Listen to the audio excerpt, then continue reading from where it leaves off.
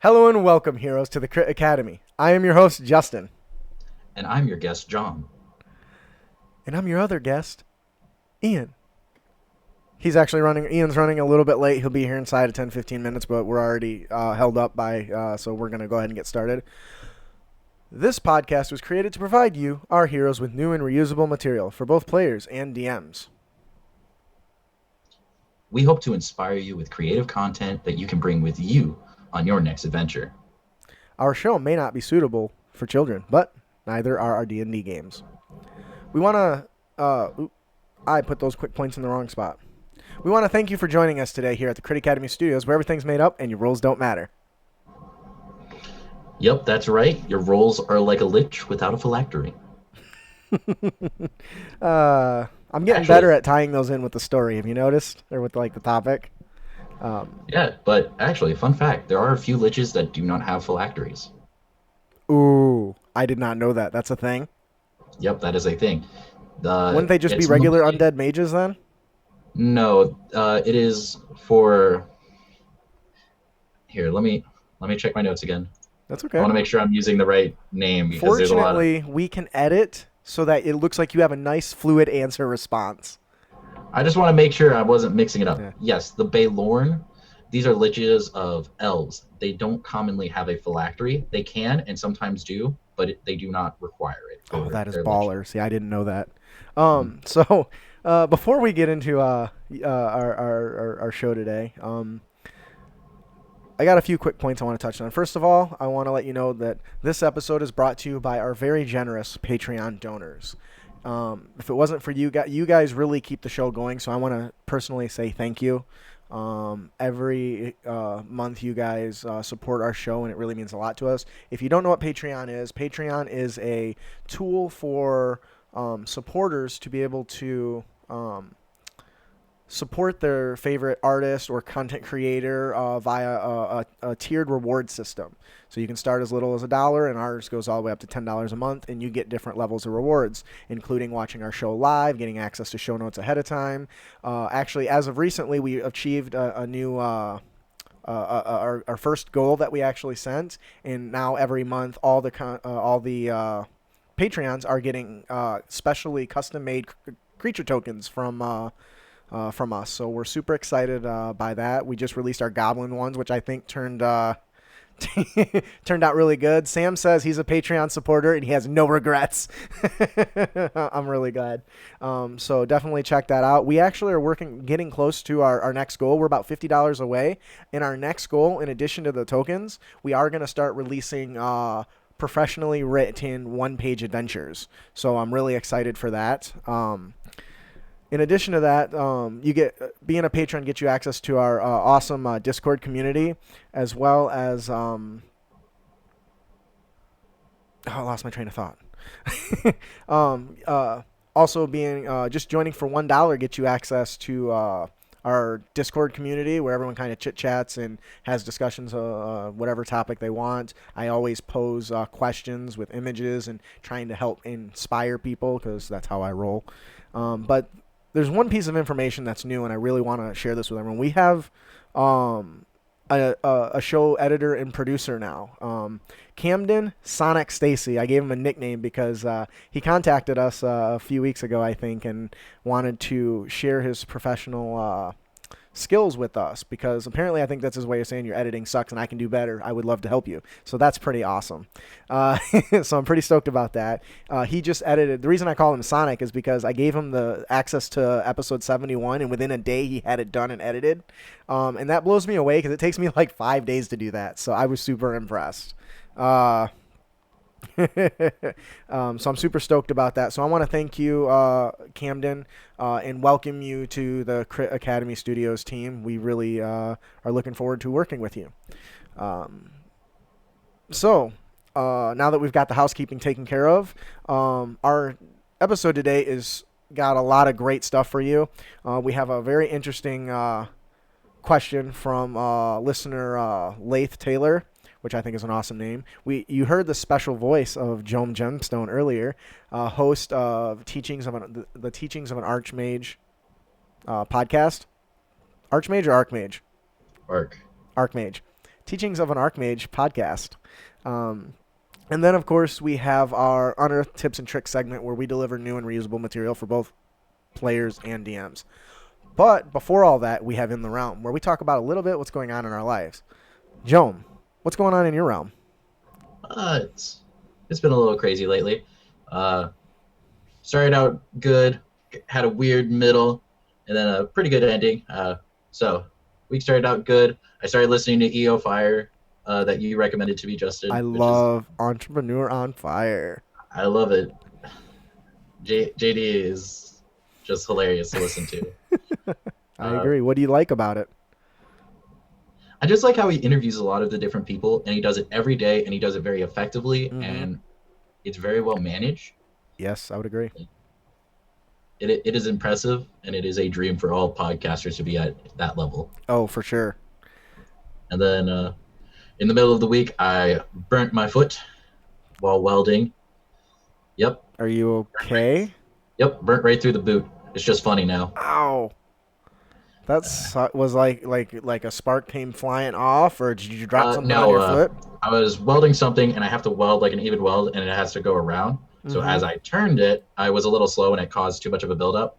So rather than cooling and staying there, it was too hot and puddled, and so it dripped down onto my boot. And before I noticed, it burnt through my boot.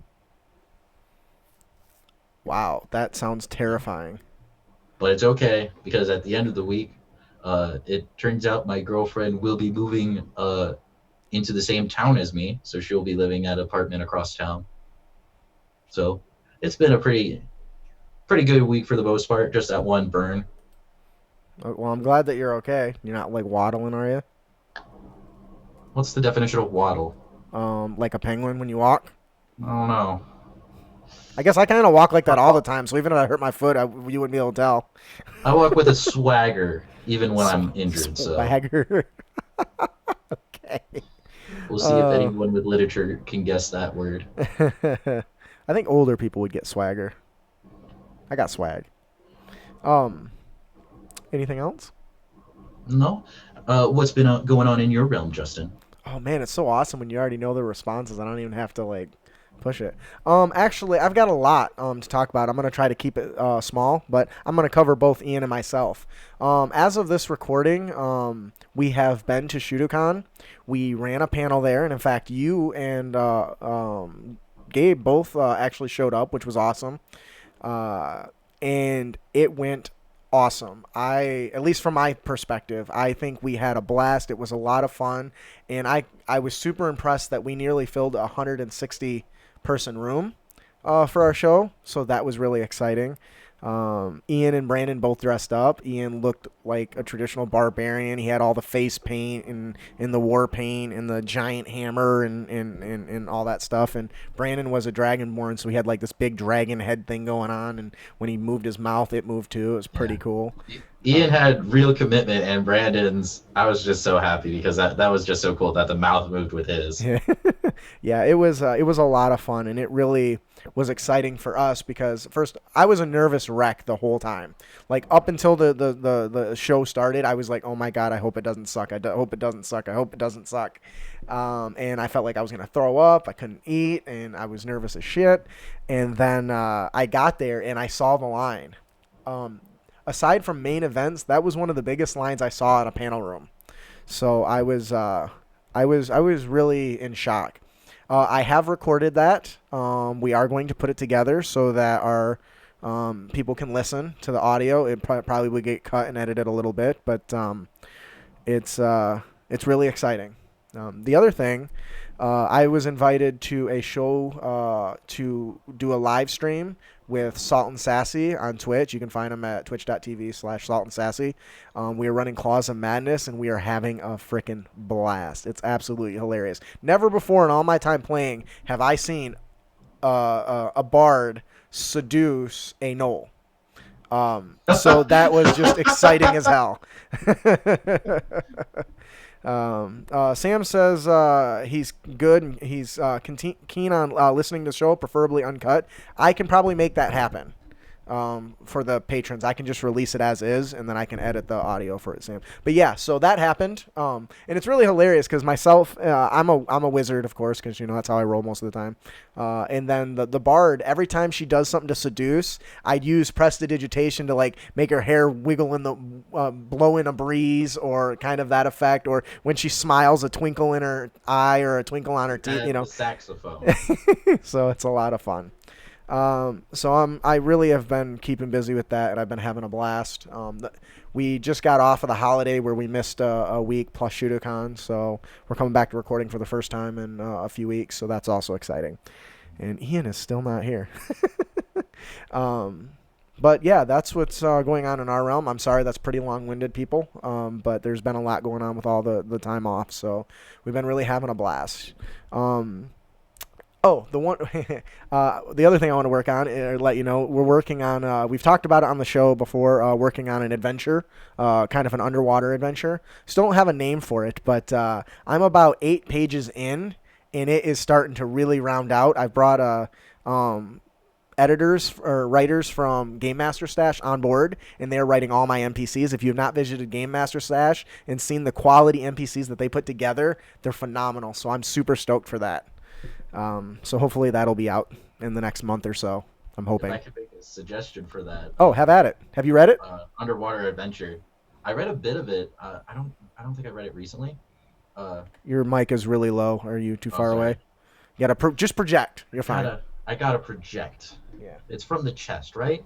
Something like that. But you should do, since it's Dungeons and Dragons, you should do 9 layers of hell, 9 leagues deep. That would have been an awesome idea, but we're already almost done with the adventure, so I'm going to say no. But I'm going to keep that in mind because that sounds awesome. So instead of like the 9 hells, it's all water-themed and find 9 different layers. That sounds really cool. Actually, what we ended up going with is the obelisk. I don't know if you know, the obelisk has a mucus cloud effect that forces people to breathe underwater, and they can't breathe air. Yeah. So we're using that as kind of the main drive of the story. I don't want to give away too much because I'm super excited. It's very unique, and I think we're going to have a blast. So I look forward to it. Me too. I'm hoping to throw it in some random point for my adventure because I haven't found a good water adventure yet I've liked so far. Yeah, well, let's hope this one doesn't suck. How's that? Also, if you are interested in playtesting this, hopefully by the time this episode airs, I should have playtest material ready. In fact, I'm going to use it to run in one of our Patreon monthly Patreon games. So if you are interested in it, we're shooting for a 5th level adventure, 3rd, 5th level, somewhere in there. We'll figure that out as we play test it and get the numbers more crunched. But if you are interested in checking that out, octopus familiar ready. If you are interested in play testing that for us, please send us an email at critacademy.com. In the subject matter, put want to test your shit or play test or both, whatever. So that'll do it for In the Realm. Johm, if they'd like to visit other realms, how can they do that? Well, they can get a free audiobook download from Audible at audible.com/critacademy. Well done. Man, you are spot on with that. Another thing that I want to give a big attention to, by the time we've got a new affiliate. We now have a DMs Guild and RPG drive-through affiliation. So by the time this episode goes out, we'll have a link on our website at critacademy.com. You'll be able to click there and hopefully get maybe some discounts. I'm still trying to figure out all that stuff. But at the very least, we can drive traffic there, and they'll give us a small 5% kickback. So we're really excited for that. I am glad to know my wallet is about to be empty again. I just got 100 gold, Justin. Okay. So that'll do it for the sponsors, because kind of already went that way. I'm really excited. So moving on to our Let's Talk About Blank segment, I've got a really interesting question, and actually I've already given a long-winded response to this listener, but I'd like to give it again, but I'd like to also hear what you have to add to this, Johm. So our question this week comes from Lathe Taylor. And if I am saying that wrong, I apologize, but I think Lathe is just an awesome name, by the way. It says, I am preparing to run a pirate game soon, and I need some ideas, advice, and general rules that you have. I am preparing to run a pirate game soon, and I need some ideas, advice, and general rules that you might have to help that you might have that might be helpful for running a pirate and nautical game. Joam, do you have any ideas before I bounce into that? I do have a few. For setting the mood, you definitely need to have all three of the Pirate Caribbean soundtracks for that. Gotta be. Okay. Uh, and yeah, I think you actually also got this question earlier from David. I don't believe he put his last name, but David sent a question to you guys and me asking about the ruling for destroy water in a ship. Yes, in an email. Yes, I do remember Yeah, that. yeah. And when I was talking to David about that, because he asked me what I would do for a ruling for that if I would do damage to the ship. I did. He told me what he did, and I said that's pretty good. But I feel for like a ship, depending on the size of the ship and how much water was actually 18 gallons takes up, Yeah, like I a could tub. pull the ship back, or it could actually cause the ship to really skew off course. So if anyone destroys water or changes how maybe the rigging might work, you definitely need to include that because say someone shoots an arrow and they're trying to shoot out the lines. If you lose the lines on your main mast, you're pretty afloat. Or if you conjure a creature to scrape off some of the bottom of the hull, Mm-hmm. that could be horrible.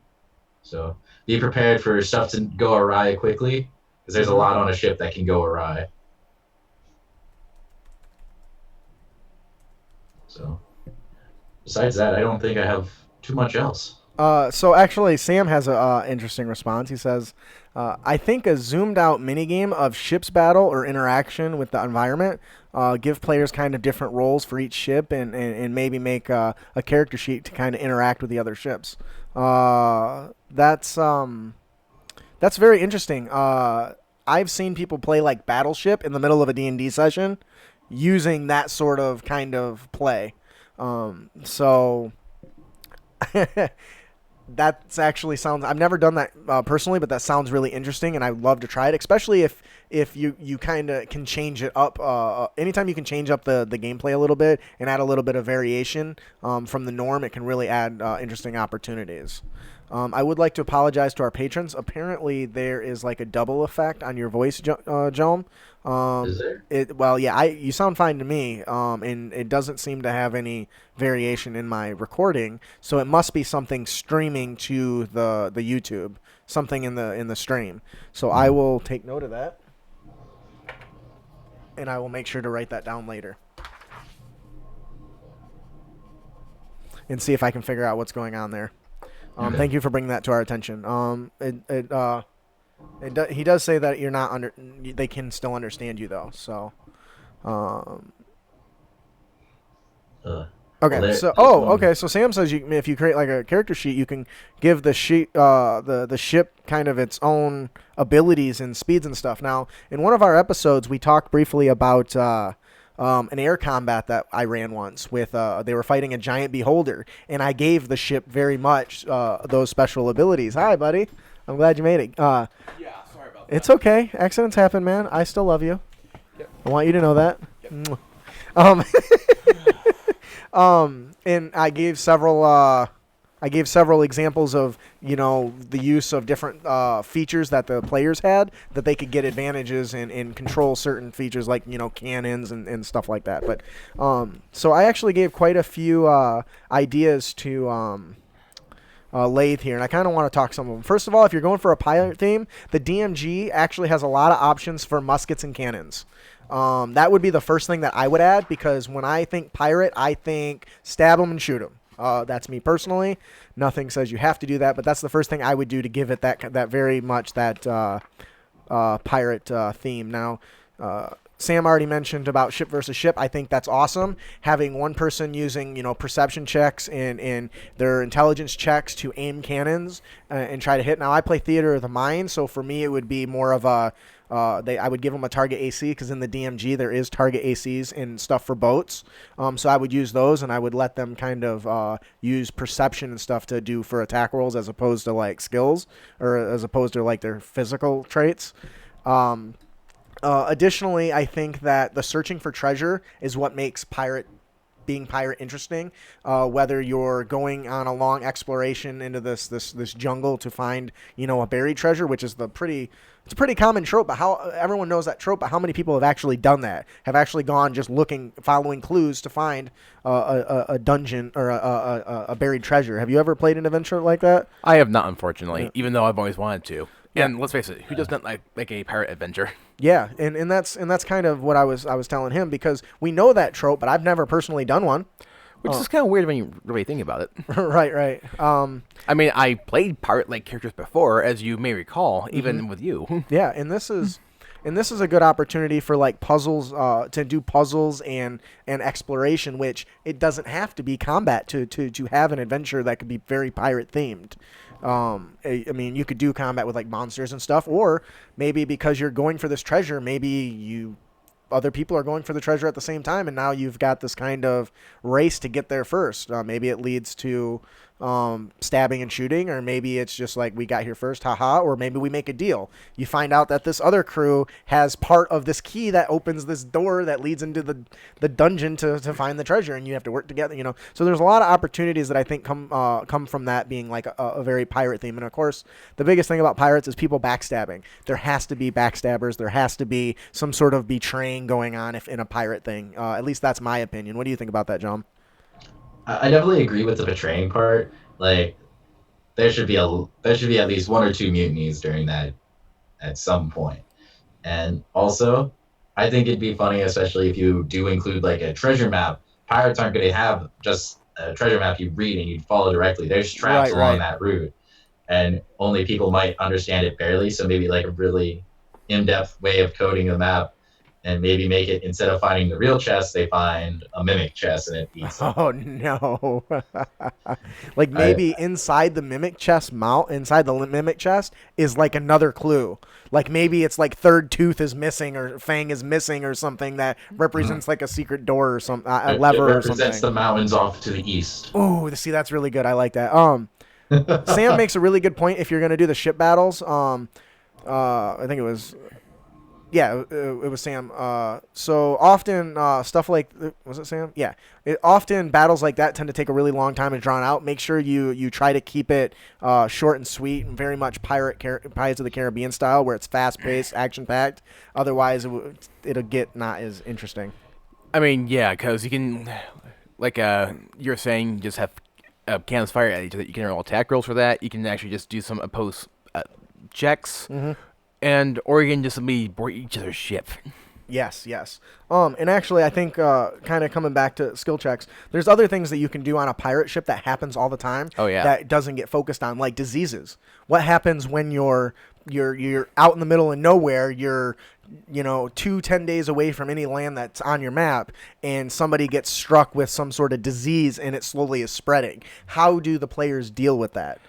I believe we have someone that's going to be tossed overboard there, matey. Mm-hmm. You're going to have, now at higher levels, you're probably going to have a spellcaster that might be able to cure something like that. But what if it's spreading faster than the spell slots that they have? So while they're trying to mitigate it the whole time, they're trying to find other solutions. Maybe they just decide, fuck it, and throw the guy overboard. Problem solved. Ooh, maybe the disease is actually being spread by the treasures they stole, because it's actually a cursed item. Ooh, that's dirty.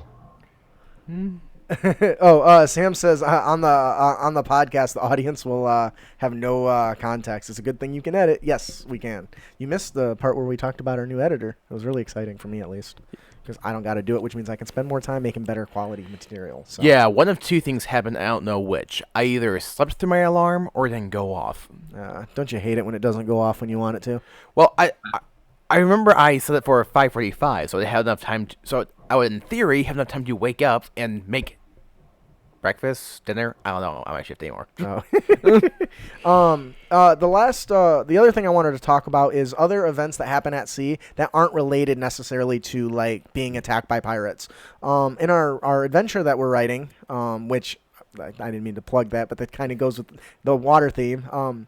When they're on the boat, it's not going to be a traditional battle. It's going to be, during a maelstrom, what does the crew have to do to maintain the ship's integrity? Do they have to repair stuff as it's breaking? Do they need to roll skill checks to navigate through the storm and weather, giant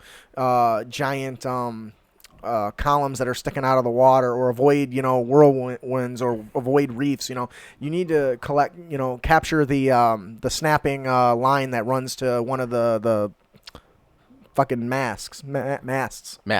One of the masts, or runs to the lines. Those types of things can be very interesting during a storm, and can be entire night of play just through skill checks. And the other thing too about like any sea adventure at all in Dungeons and Dragons is I don't think the DMG is quite as DMG Monster Manual as expansive as it used to be, but I do recall in earlier editions like 3.5, for example, or 4th, just flipping through, I'm like, okay, these are ocean monsters. That thing looks freaking scary. Well, and the other thing I kind of touched on in the adventure we're going to be running, and I talked briefly about this, Brandon, we were brainstorming, is just because they run into something doesn't mean it has to be a fighting encounter. What happens when a giant kraken just happens to surface 20 feet above a boat that happens to be there? Ooh. You know what I mean? God. And here's my thing too. Do we just happen to be talking about a pirate theme just as the game Sea of Thieves came out? I don't know. It's very possible. I just got this message from a listener a few days ago, so it might be. Maybe he's playing it like, I want to do this. But those are the types of things that I think. Those are the types of things that I think are really interesting, and you can get away with that you can do on water that you couldn't do on land. Once again, back to the Kraken that happens to burst through the water. I mean, its tentacles are flailing. Maybe it's smashing the boat and breaking shit, and then it goes back under. Now they got to fix all this stuff before the storm hits, or maybe they got to fix it to get back home, and now they're lost at sea until they do. And maybe what happens when they're lost at sea? Do they run out of food? Do they turn to cannibalism? Oh boy. Oh, the other thing. Lots of ideas. Actually, I just thought of one time where a friend of mine tried to start a campaign based off a book series that he was reading at the time, and I started reading because of that, but we didn't get very far into it, unfortunately. But it was, once again, 3.5, and we only got as far off the ground as the ship sailing part, but because the entire book is about, ocean going. Right. And I ended up playing a druid who was a master of many forms, and I kept on shape-shifting onto water forms. Right, like Did you know about the theme ahead of time? no, Oh. giant squids or octopus or Right. sharks. Very cool. It was in summoning them too, because we get stalled. Ed times. actually says, what about just exploring new land and kind of the problems that come with that? That's actually something that's really good too. If you're like me and you like to homebrew stuff, I don't know, Johm, I don't know how you feel about homebrewing stuff, but I love to make my own stuff. That's why we have a monster variant episode, because I like to make my own shit. And if sending them to an island full of stuff you've created that you get to now test to find out if it's balanced seems awesome. Ooh, entire adventure just filling in the empty parts of the map. That could be Ooh, kind of nice. fun. And then maybe Hey. when they get back, they sell the map. Like for me, I love the idea of homebrew content, and I would love to create my world, and I tried to at first. It didn't go too well, to say the least, and eventually I would like to come back to it. For now, I definitely like taking and learning the lore and figuring out how to incorporate it and alter it slightly to better in my campaign, so it's still homebrewy enough That's for good. my satisfaction and throw some of my players off. And I actually agree with you. I say homebrew, but I use that term loosely because what I do is I modify monsters that already exist. I don't think I've ever fully created my own monster, but I've given them all features from other monsters to make them like a mutated version of themselves. And that's what I like to do because that's easier to balance, I guess. But A flying kraken. It's it's funny Oh, you talk God. about that because I've been writing for Loresmith, and that is definitely a thing right now. Or I- based off of what I saw this weekend when we played Starfinder, we fought like a octopus like monster that flies and it fires webs. Oh, that's awesome. speaking And it of poisoned the living crap out of us. speaking of creating monsters, someone needs to create the mechanical leviathan from like Atlantis for like underwater. That would be so good. That would be awesome. Just a weird stone / machinery, giant lobster that can shoot electricity. Sounds amazing. Sam says, "Lol, Octo Chopper." That's It just funny. spins its tentacles and it like propellers. All right. I can do it. I think that'll do it for Let's Talk About Blank. Lath, thank you for submitting your question. We hope you enjoy our feedback. I hope we answered your question. If we didn't, to send a letter to the complaint department with some money attached. This is not the episode I read this morning. Is it not really? No. Oh, that's unfortunate. I read the 3D printing episode this morning. Oh, no, that's 73. Well, congratulations. Everyone knows now what our next episode is going to be. How to 3D print your own. Yeah, me too. We have a special guest, RJ. It returns. So, moving on to our main topic today, teachings of an Archmage. Our subject is Liches. Now, when we invited you on the show, you asked me what topic I wanted. And something that's near and dear to my heart is a Lich, because it's the first thing that I ever fought in my very first D&D experience. And so it didn't go well. We all died. It was terrible, and I was afraid of Liches for the longest time because of this encounter. Now, mind you, this was my first time ever playing, and they're like, "Oh yeah, we've been ready to fight in this thing." It was like, I don't know, like level 12 or 20. I don't remember, because it was like my first time. But I couldn't build my own character. They sat at the thing and built it for me and just tell me what I wanted.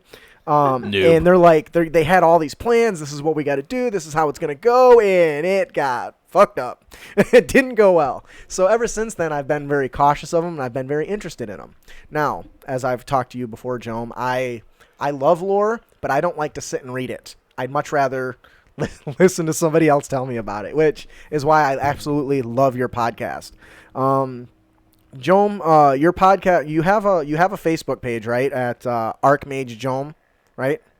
Yeah. Do you have any other I also have a Twitter. It is at Archmage Johm. I think my Facebook is actually Gemstone right now. I don't think I changed it yet, which I am meaning to so that my Twitter and Facebook match up. You have to project. I got to project. Yes. Project. I have the Facebook, and I believe it's Archmage Gemstone currently. It might not be Johm. And then my Twitter is definitely Archmage Johm. So if you guys want to get a hold of me there, those are the two good ways to get a hold of me, along with my email at archmagegemstone@gmail.com. Okay. Wonderful. Also, they can find you on iTunes, the Apple Store, correct? Yeah, I'm also on Spreaker as well. Haven't quite figured out how to get it so it adds on to Google Play. Okay. We have links in our show notes. You can find the show notes at patreon.com/critacademy. So before we get started, obviously everyone's heard your sexy voice. Johm. Is it Johm or Jom? Jom. You can fight over it as much as you want. Sam says, in reference to the Lich, yeah, you should be. It's freaking Lich. Yeah, I know. So can you tell us a little bit about yourself? I am Johm Gemstone. I've just recently entered the podcast stuff. I've been playing D&D for a little over a year now, which is relatively young compared to a lot of people, but not a lot of people played in open groups, so it took a little while to get in. Okay. Yeah. And I have a problem with reading. Really do. You have a problem with reading, as in you love reading? Yep. Okay. I read a lot. That doesn't sound like a problem at all. I don't know. I'm reading 3 books at the same time. It's a little confusing. Okay, then you might have a problem. Just a little bit. Well, that's really cool. Do you want to tell us about your any of your experiences with role playing and maybe your most memorable D&D moment? My most memorable D&D moment. I'd have to say it was kind of the ending of my first, what we thought was going to be a campaign, but it only turned into a couple of games. We were traveling along the road, moving away from a city. Some weird robot guys fell out of the sky. I'm guessing they were Warforged. Came and started attacking us. A dragon rider came through, or a wyvern rider came through or something, and sweep them all. And before I could do anything, I thought, I'll use this cool deck of cards I got from this elf leader that I respect very much. And so I pull 3 cards. I got Rune. I got Banishment. I basically got, everyone forgot who I was. I lost everything valuable on me that was not magical. And I had my soul trapped in a plane of existence or somewhere or something. Yeah, the deck of many things is not something to fuck with. No. Yep, I was level 4. It was very fun. Yeah, I'll be honest. Even if I'm up against a Lich, I wouldn't be using that shit. Wait, you guys Yeah, came across the deck of many things level 4? Dang. I didn't know it was the deck of many things, and I didn't know anything about it until after. So The item that ends campaigns. Yeah, there's a lot of posts that go around about that. Should I introduce the deck of many things? Only if you're about to end your game. it was something. Well, that sounds very memorable and very cool. Yep. Was that a? Was that? How did you feel? I mean, that really had to be pretty It was. pretty not annoying. First of all, since you didn't know Well, what there was a going on. possibility that my character could come back, so I was looking forward to finishing it. Eventually, the game just kind of fell apart. Our group just The deck of many disintegrated. things has that effect. Not only does it affect in game, but it has outer game effects. Well, I wasn't upset about it. The joke was going around. I was in the one guy's sleeping hat for some reason, so it was possible I could have been actually there for knowing our dungeon masters. So Yeah. Well, very cool. So another question I have on here, and I just started adding this to my interview questions. It's, do you want to take that one? Well, I'm going off the script. Do you have any moment personally where you feel you failed as a DM or a player? And was it a big learning experience? yeah, one of my first games, dungeon mastering. I really tried hard for this homebrew world, as I was saying earlier. Unfortunately, I lost the interest of the players somehow, and I'm not quite sure how, and I still regret it. And I'm hoping with this new campaign, I'm hoping to do better with that. And I'm really focusing hard that I don't lose their interest any which way. Try to make sure there's plenty of plot hooks that I could follow, and they don't spend like 4 days of actual games spending like 3 hours in game time. Were you ever able to talk to the players to find out what the issue was? I tried. It was a little hard to find out the exact reason because some of them just were like, "Oh, we just lost interest in our characters." Okay. Or at the time, there was a lot of stuff going on for a lot of us, so it was a mix of a lot of things. All right. It was unfortunate, and I just it didn't have happens. Yeah. Yeah.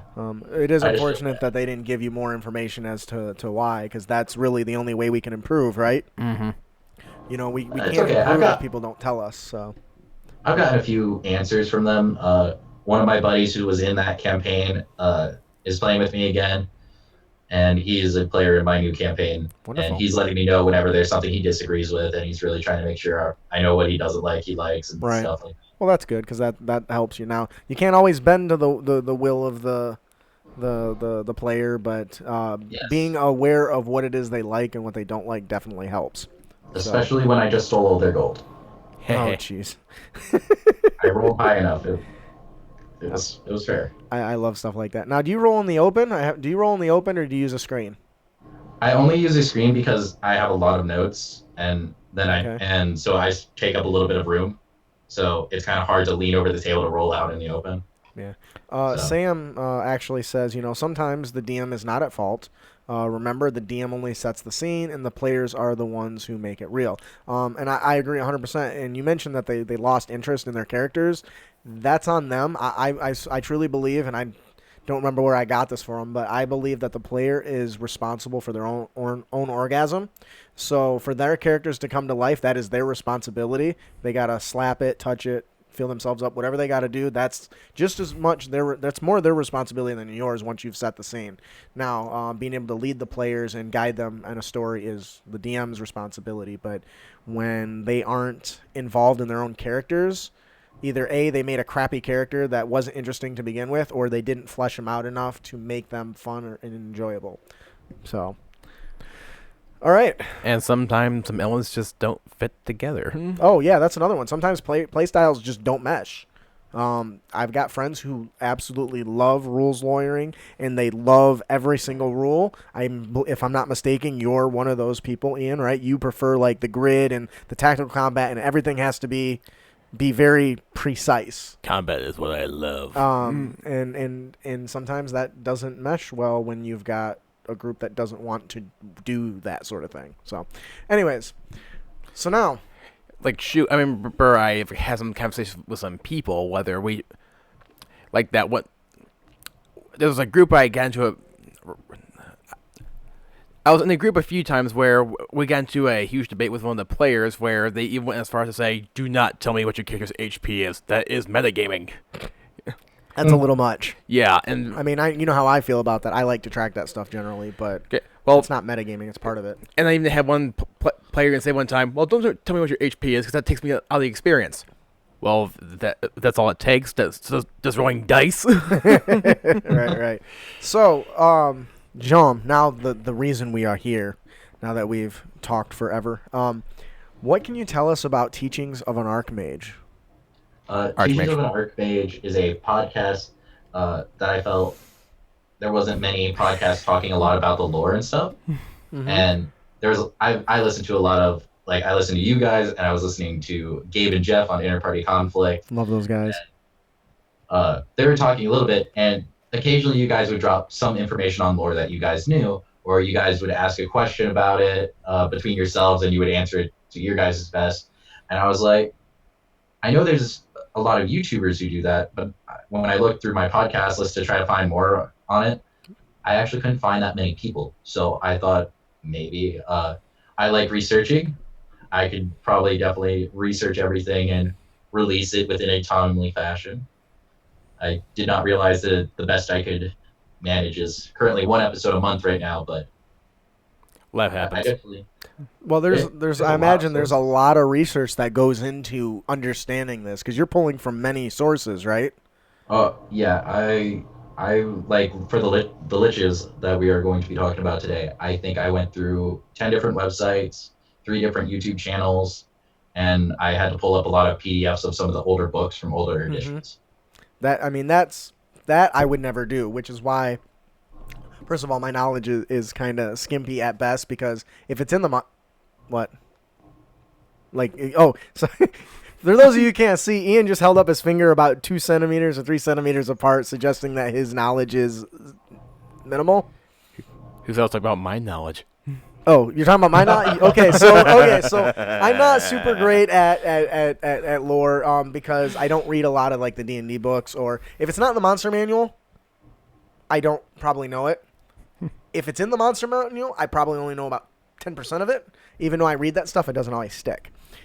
So the opportunity to just listen to it really helps me. Like I think the very first one you did was Harper's, right? No, it was Demons. Devils? I did Devils. And I talked a little bit about their community and how they interact with people.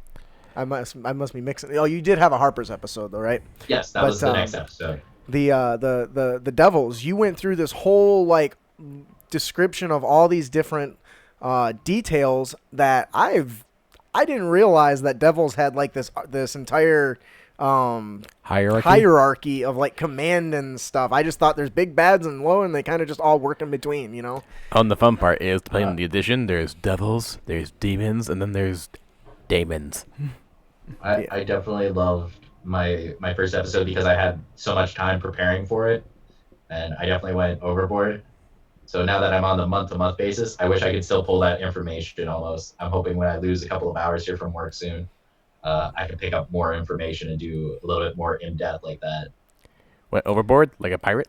So Sam actually has a question for you here. He says, sure. I want to know what Johm thinks about the idea of highly intelligent NPC characters getting first on initiative and knowing what players will attempt to do on their first round and the players be bound to. Liches being the primary NPC who would have this trait potentially. Now, what do you think about that? Well, if I had my beard, I'd be stroking it right now. But I definitely think it's kind of interesting because I know you guys have talked about super intelligent evil villain, and I am a huge one of the biggest fans that I am of is Sherlock Holmes. I love James Moriarty, Sherlock Holmes, and that weird, I am trying to outsmart you, and if I outsmart you, I win. Yes, that's cool. And so, now, do you think from like a combat perspective, allowing them to go first and know what the players are going to attempt would be a good way to kind of have a trait like that? Because I don't think by default that's actually like a trait. I think that's more something Sam's asking him about. Okay. I would definitely consider it. I feel like if they're going to do it, they like I would give them a special ability where they can act at the beginning of the combat round Mm-hmm. and at the end, because usually liches fight alone or they'll have a couple servants, Mm-hmm. at least from the D&D play-by-play standpoint, Right. and that way the bottom initiative is them analyzing the players probably, Okay. estimating their abilities, and maybe give like the lich something like Like a lair action. no, like this special monk ability where if you hit something, it makes a Constitution saving throw and you gain the knowledge. I don't remember what that is. That is cool. Yeah, I don't remember either. I sure we did a class analysis on that, but I don't remember all that stuff. It's fleeting. It might also be Critical Role content, because that's why I'm remembering it, is because it was in an episode or two ago, Oh. and Beauregard used it, and that I think that would be something cool for a lich, maybe magically, and it's long range. Yeah. So I think we've talked about this, and correct me if I'm wrong. I think we've talked about this in the past, where a good idea to play an intelligent character, you could say, okay, to the players, for this to replicate the super intelligence of this creature, we're gonna all go through our initiative, and you're gonna tell me what you're going to do, and then we're gonna go through it. So now they have literally told you, and have to kind of commit, unless something changes that would force them not to, commit to that process. So let's say Ian's playing the big barbarian. He says, well, I'm going to attack the Lich. And Brandon says, well, I'm going to cast Fireball. And then, the ranger says, I'm going to make Hunter's Mark and attack. So now they have kind of committed to that. So now, as the smart NPC, I've predicted what they're going to do and can change my plan accordingly. Well, if I know this guy is going to try to rush me and hit him with his maul, maybe I should go and fly up to this thing where he might not be able to reach me. And then I know this guy's going to cast Fireball, so maybe I should put myself between me and him so he can't get a direct line of sight. Or you fight in the middle of the group. Oh, yeah, so they can't, right? There's a good one. Okay. Or they can. And still blow everybody up. So being able to use that by doing something subtle like that, I think that would be a great thing for a Lich to be able to do. Now, I wouldn't go crazy doing that all the time, but I think the players would be okay with that for that type of scenario. Mm-hmm. I can just picture it now. The Avengers just bursting into the lair. We know your plan, Lich. You know that I know that you know. Impressive. I just thought you knew that I knew. So I just want to give a shout out to Sam, because never in my life have I ever heard those words together. He says, nice memory, Justin. Yeah, never seen those together. I'm pretty sure it's sarcasm. Maybe. Maybe I'm not remembering it right. All right, so we're here to talk about liches, Johm. So the first question that is on everyone's mind, who may or may not know, is, what is a lich? A lich is an undead person who has committed themselves to the art of undeath for one reason or another, whether it is to eventually protect themselves from actually dying, to be able to expand their knowledge forever and ever and ever, maybe help their family with keeping the history of the family. Ooh, that's nice. Though it is often led to the result of their changing down the line, but they usually take it for mostly either personal reasons, reasons for family or material value, or the pursuit of knowledge. So it's not always that they want to become these evil, beings to, I don't know where I was going. They're not always out just for themselves, is what you're saying? no, a lot of liches start out and are effective at when they first transform into their undead state. They are able to hold themselves to their morals of the living still. There are a few who right away they completely change their mind, because the process is really brutal and painful. Oh, and it takes a lot of willpower to go through it. Can you elaborate on the process? How, if that's that brutal, what is that process? Well, first off, there's a very, very, very toxic poison that you have to drink. It is it'll be fine. from several different devil's poisons, There's a couple scorpions, a couple snakes, and then it is magically enhanced. That is I terrifying. I don't know the exact specifics, but it is very brutal, and that's just one of the steps. How many steps are there? That's just There are different. That's there not are 2 through three 10. big there are three big steps to becoming undead. You first have to find an area that is actually really full of the undeath. Uh-huh. Is a very common thing to help allow it to better sit in with you. So tainted land, an Indian ground that's been lost for centuries that you kind of have built on now. Every haunted story as a kid. We're on an ancient Indian burial ground. Exactly. And then the forging of the phylactery.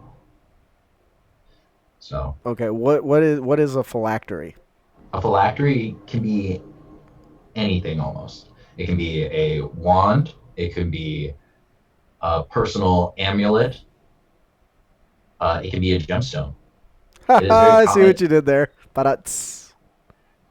It is more common for gemstones to be used because the purer the material is, or the better connection someone has to it, like an arcane focus, like a crystal. mm-hmm. It is easier for a soul to be bonded to it because you are transferring your magical essence and soul into that item. Like a Horcrux from Harry Potter. Okay. Exactly like a Horcrux, except for you don't get to fracture it as much. Yeah. So, does size matter with the phylactery? Size Sam, does not matter. okay, because Sam was saying here he thought it was a big layer with like an altar or something. No, a lot of people use special altars to go through the process. Like there are different types of liches, and depending on the type of lich you are, there is a religious function that you can add to it, which aids you in the process of becoming a lich. Like you almost have a 75% chance guarantee, practically, for becoming a lich. Which means there's a chance of failure. There is a chance of failure. Wow. You have a strong will to pursue yourself into undeath. Like That sounds it is terrifying. Like, I can't imagine what an experience like that is. Like, first thing that jumps to my mind is like, have you ever seen those old Doctor Strange comics, or even the movie when he's like falling through those dimensions? I'm kind of thinking of something like that. And those comics could get pretty trippy too. Yeah, they could. The guys were on acid. I'm sure. when I think about it, it is horribly painful, especially reading a lot of the stuff. I was reading on some old notes from Sage Advice of a lich who went through the process and that remembered it, and he described how it felt like 1,000 blades were cutting and filleting his skin, and it was like rolling through salt and stuff. It sounded brutal. That does sound terrible and painful. Yeah.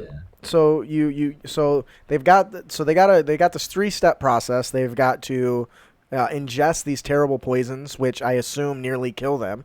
Then they have to do some sort of ritual on this undeath area. Now, are there any specific areas like in the Forgotten Realms lore that calls out like this is a known place for liches to go and hang out? Right, Anything like that by chance? There are a couple over in Thay, Okay. which is a big country, and it's actually ruled by a lich known as Zastam.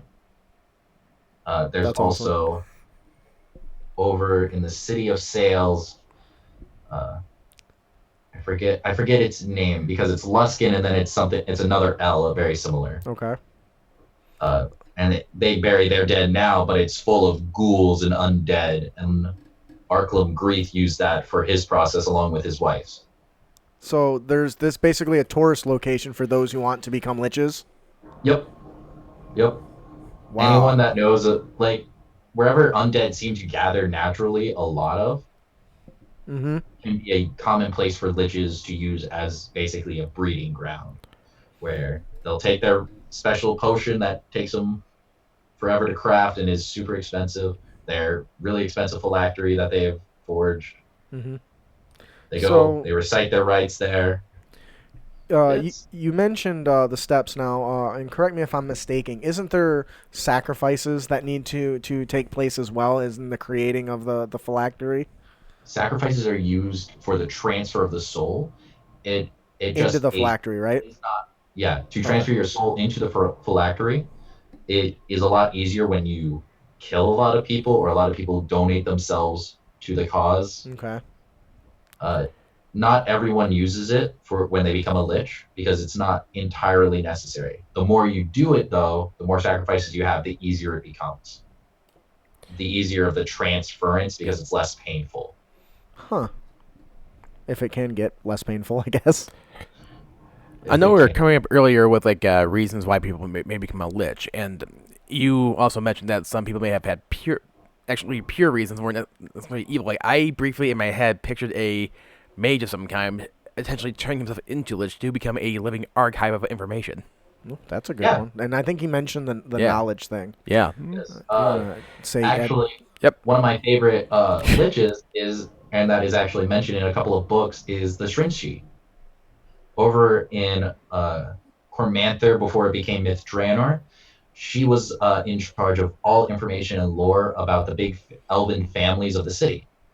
Huh. That's awesome. Mm-hmm. She unfortunately has passed away when Myth Draenor had fallen to the demons, but she took quite a few with her. Wow. One of our viewers, Ed, what he basically says is he thought that liches were people who tried to become gods via magical methods but failed, and that ends up causing them to basically achieve their goal, but they end up following an evil path instead. What's your take on that? It is a common reasoning for some liches. It is not the most common, though, unfortunately. Okay. Very few people believe that they can become a god through lichdom.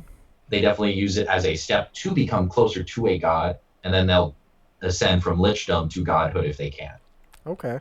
So that is something that does and can happen. Yes. It's step 2. Because, I mean, I guess liches are pretty powerful, so they're damn near close to gods, I would imagine. And now I'm thinking about the anime Overlord. Oh, God. Yeah. Like, I just finished that. It was awesome.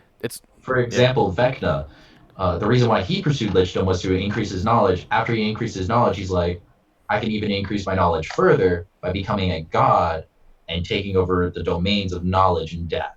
Mm-hmm. So he became a lich, and then he eventually became a god in some areas of lore. That's awesome. Damn. See, I'm learning so much. Don't you feel educated? Yeah, well, educated. So you mentioned earlier that there are actually different types of liches. Can you kind of...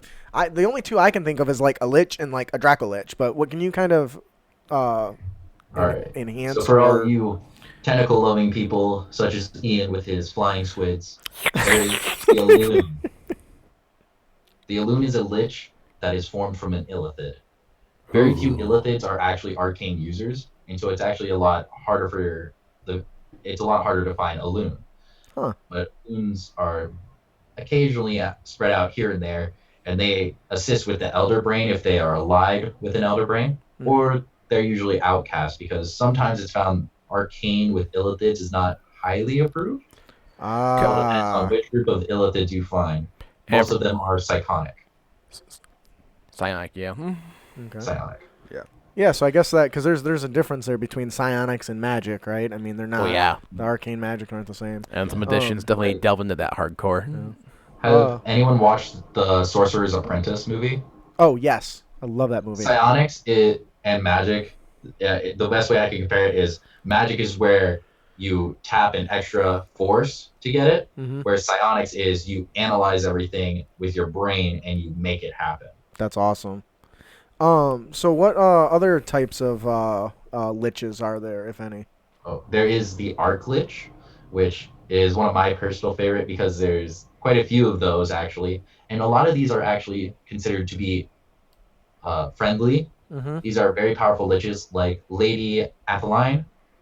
She's a Lord of Waterdeep, and she is currently there in Waterdeep trying to hunt down her brother, who had become an undead, murderous, rampaging beast of a man. Ooh.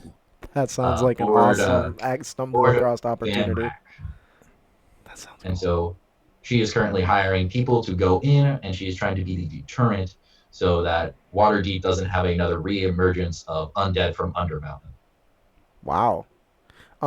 Samuel asks, Beholder, anywhere near a lich, or is it more of a beast than a magic user? What is your take on that? I did read one. I read one little brief cap, and all it said was possible Lich Beholder. It is possible. I can say. I guess I could say. Mm-hmm. I haven't quite read anything about it yet, Okay. but I wouldn't put it past me. All right, that's fine. There's also Bane Lich. These are clerics of Bane who are transformed into undead servants for this god of tyranny. Now, And how does that work? Because I thought you needed to be an arcane caster to be. no, clerics and arcane casters. Okay. Yeah. Paladins are more likely to become whites, but I guess that it's possible for them to also become a lich. I haven't quite read anyone that claimed to have been a paladin before being a lich, but Bane liches are actually rare anyways because they are servants of Bane, and Bane doesn't commonly promote someone to be an undead servant to present rulership for him. Huh. So, And correct me if I'm wrong, but we were talking about liches so Mhm. far. Every time, but I don't think we necessarily had what makes a lich a lich. What makes a lich is the definition of whether or not they pursue undeath and are able to preserve their conscience Okay. and keep their soul. Like an undead with a conscience, it might not quite, they might vaguely remember their past, but they don't have their soul. A lich has control of their own soul. huh. And that's what gets stuffed in the phylactery, right? Mm-hmm. Now, traditionally, and correct me if I'm mistaken, they don't actually carry their phylacteries on them, right? No, it's very dangerous for them to carry those phylacteries because if that phylactery gets destroyed, they will either instantly fall and crumble apart if they're old enough, they will lose control of their own mind, or they can be controlled through it. Ooh, that's interesting. Because I do believe there are some cases, though, that I've read in some stories where liches actually do carry their phylacteries with them because they figured they're so dang powerful that the safest place for that thing is to be on them. Is with them? Because, although I remember one time I still fished with DM, what if a lich made their phylactery but embedded it inside a golem? Yeah, like some liches might carry it with them for a while, but then they might become paranoid and eventually have to find a way to hide it or find someone they trust that is still living to carry it for them, wait till that person dies and move it to someone else they can trust. Ooh. So Liches trust people? I never would have caught that. there's a few that trust people. So you talked about the different types of liches. Were there any more? Because I know. There are a couple more. There's the Draco Lich, there's the Demi Lich where it's just the flaming skull, and then there's like Ghost Rider. Is Ghost Rider a demi lich? No. The flaming skull is all there is. Oh, No bottom. that's less cool. They mostly pursue knowledge through the astral sea. So a Demi Lich is a lich that's been around for centuries or millennia, Okay. and they have decided to pursue their knowledge. They will embed all their physical energy into their phylactery, and then they'll project themselves into the astral sea. Ooh, I can picture a lich also keeping their phylactery safe by storing it in their personal pocket dimension. Ooh, bag of holding. That's one option, yeah. Yeah, bag of holding. And then the last, and one of my favorites, because it's the Shrinchies, is the Baylorn. These are elves who have dedicated themselves to become liches. Okay, Sam just cracked up a couple interesting questions. First off, he asked, does somebody who has to safeguard a phylactery, must they be living? And the other question he asked was, can a lich ever be cured of lichdom? As far as I'm aware, there is no cure for lichdom until Death. they have Wish. passed away completely, and then they are completely reanimated. Okay. Now, That's only a hypothesis, and a lot of the times that I've read, in the few cases, well, not a lot of times, in the few cases that I've read where it's happened, they have forgot their lichdom years when they have been reincarnated. okay. So it is possible, but it's not very common. Do you think? I don't think Wish would be strong enough for something like that. I think it really comes down to what does the author say? Yeah, I don't know. Wish is powerful, but it has a lot of restrictions, and I would say reversing Lichdom might be one of those. Debatable. Yeah, I suppose. For the other question, for if it is a requirement for someone to be living, no. It's just sometimes they find someone that they trust that it is living. Okay. Like, say, a mage who was human killed himself to preserve himself in life. He finds his elven friend, gives his phylactery to him, and says, "Hide this to the best of your ability." Or maybe it's guarded by a family whose sole purpose in their line is to protect it, to pass it down to Ooh. the their descendants. I got one better than that. What if there's a family heirloom and their sole goal is to protect it, but they don't know that it's a phylactery Mm-hmm. of Nice. like a powerful lich? If a lich is forced into their phylactery, they can remain dormant for centuries and only eat and only feast upon a few people every once in a while. Oh man, do their souls just like if they're stuck inside there? Do the souls of the people they feast on just get like sucked into this amulet or whatever? Because that would be pretty cool. Yep, it's pretty cool because once the soul is sucked away from the body, it is brought into the phylactery and it's just devoured. It's pretty amazing. Sam actually says, to be honest, in regards to the resurrection, true resurrection is actually weaker than wish, so I could probably make wish work. But as with any wish, it's risky. Though liches can wish, right? Not allow them to wish themselves like a genie. Like Did I get that like across right? I would see the argument for wish working on liches because with true resurrection, if it's within that time frame, sure. Mm-hmm. I could see wish working, but you would have to probably have the phylactery in your own hand, is what I would rule it Ooh. as. Or word it very carefully. That's really good. I like that. Now, Well, now sorry. wish, Carefully. and correct me if I'm wrong. Wish, if you, there's a chance that you might lose all arcane power, right? When you Yes. cast wish, that's a thing. Yep. Ain't no lich worth saving. In all honesty, if that's the case. Oh please! Who knows? Any smart wizard would first cast what's this spell called? How's it pronounced? Simulacrum, whatever. Simulacrum. Right, and then I'm not even gonna try to say that. and have that cast wish. Ooh, there you go. That might work. All risk gone, I guess. And So And for those of you who don't know, that's basically a spell where you basically create a duplicate of yourself just at half HP. yeah, just And just out of in case. snow. Yep. Oh man, what? Don't pee in the snow, right? Nope, never pee in the snow. Remember that. Does not taste good. Personal experiments. So I wanted to Wow. ask, do you know who the first lich was? There are several who claim to be the first Lich, and I cannot accurately say. Some have. Zastam has claimed it for himself, actually, but there is proof that he is not that old, because there were liches back in Netheril, and he was not quite around during the fall of Netheril even. What is Netherrail? Netheril is a city, or no, not a city. It is a realm that used to exist in the Forgotten Realms universe until one of the Sunderings happened. It pulled several people into the Shadow realm, or the Okay. Shadow Fell. As I say, you've been watching Yu-Gi-Oh. That's the Shadow Realm, right? Yeah. Listen, I have to be Sadamoto. All right. So that's interesting. So I guess if he claims he's the first, he's the most powerful that is still around that has claimed he is the first. okay. So that So- could be interesting. Mhm.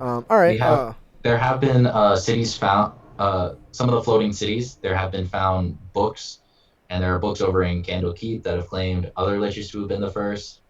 I think another name that was thrown out there, Maril? Can I just say I'm super impressed with your being able to name so many damn liches. I can name one person. Don't Never quote me on remember, some of and them. that's about I'm it. probably mispronouncing a couple of them. Zastam I remember because I heard it a lot. Nobody cares about how your pronunciation. It's still the fact that you can even remember those is pretty awesome. Sam asks, are all high liches high level? Can there be weak liches? Well, weak liches get stitches, like little bitches, I would imagine. Yeah, there could actually be weaker liches. Depending on a magic level, it is transferred directly. As a lich lives longer, though, they do more commonly become more stronger because they are able to pursue knowledge. And even clerics as liches, they don't gain any extra spells. They gain physical strength, like the Bane lich. they slowly grow in actual physical might. So, in regards to the comment on your memory of all the names, Ed Tate says, you can remember them because you're a lich. I do. I will have a special crystal somewhere. Oh, can you entrust that to me? We'll see. We'll see. Next time. Don't do it. Next time on Crit Academy, this lovely crystal, is the soul of Johm. It's orange with several stars in it. Like a Dragon Ball. Exactly. So is there anything else you wanted to share about liches that we may not have covered? A lot of there are other types of Balorns that spend their time with magical knowledge, and they train their family over time. So every time a new person decides to become a wizard, the Balorn is that magic teacher. And it's one of my favorite kind of ways to think a wizard learned a spell is from his great great great great great great great elven grandfather. Oh, that's cool. Oh, do all liches require phylacteries? No, Balorns do not. When they do it, they have gained mastery of their soul usually, and very few people are selected to go through that special ritual to become a Balorn. And That's so cool.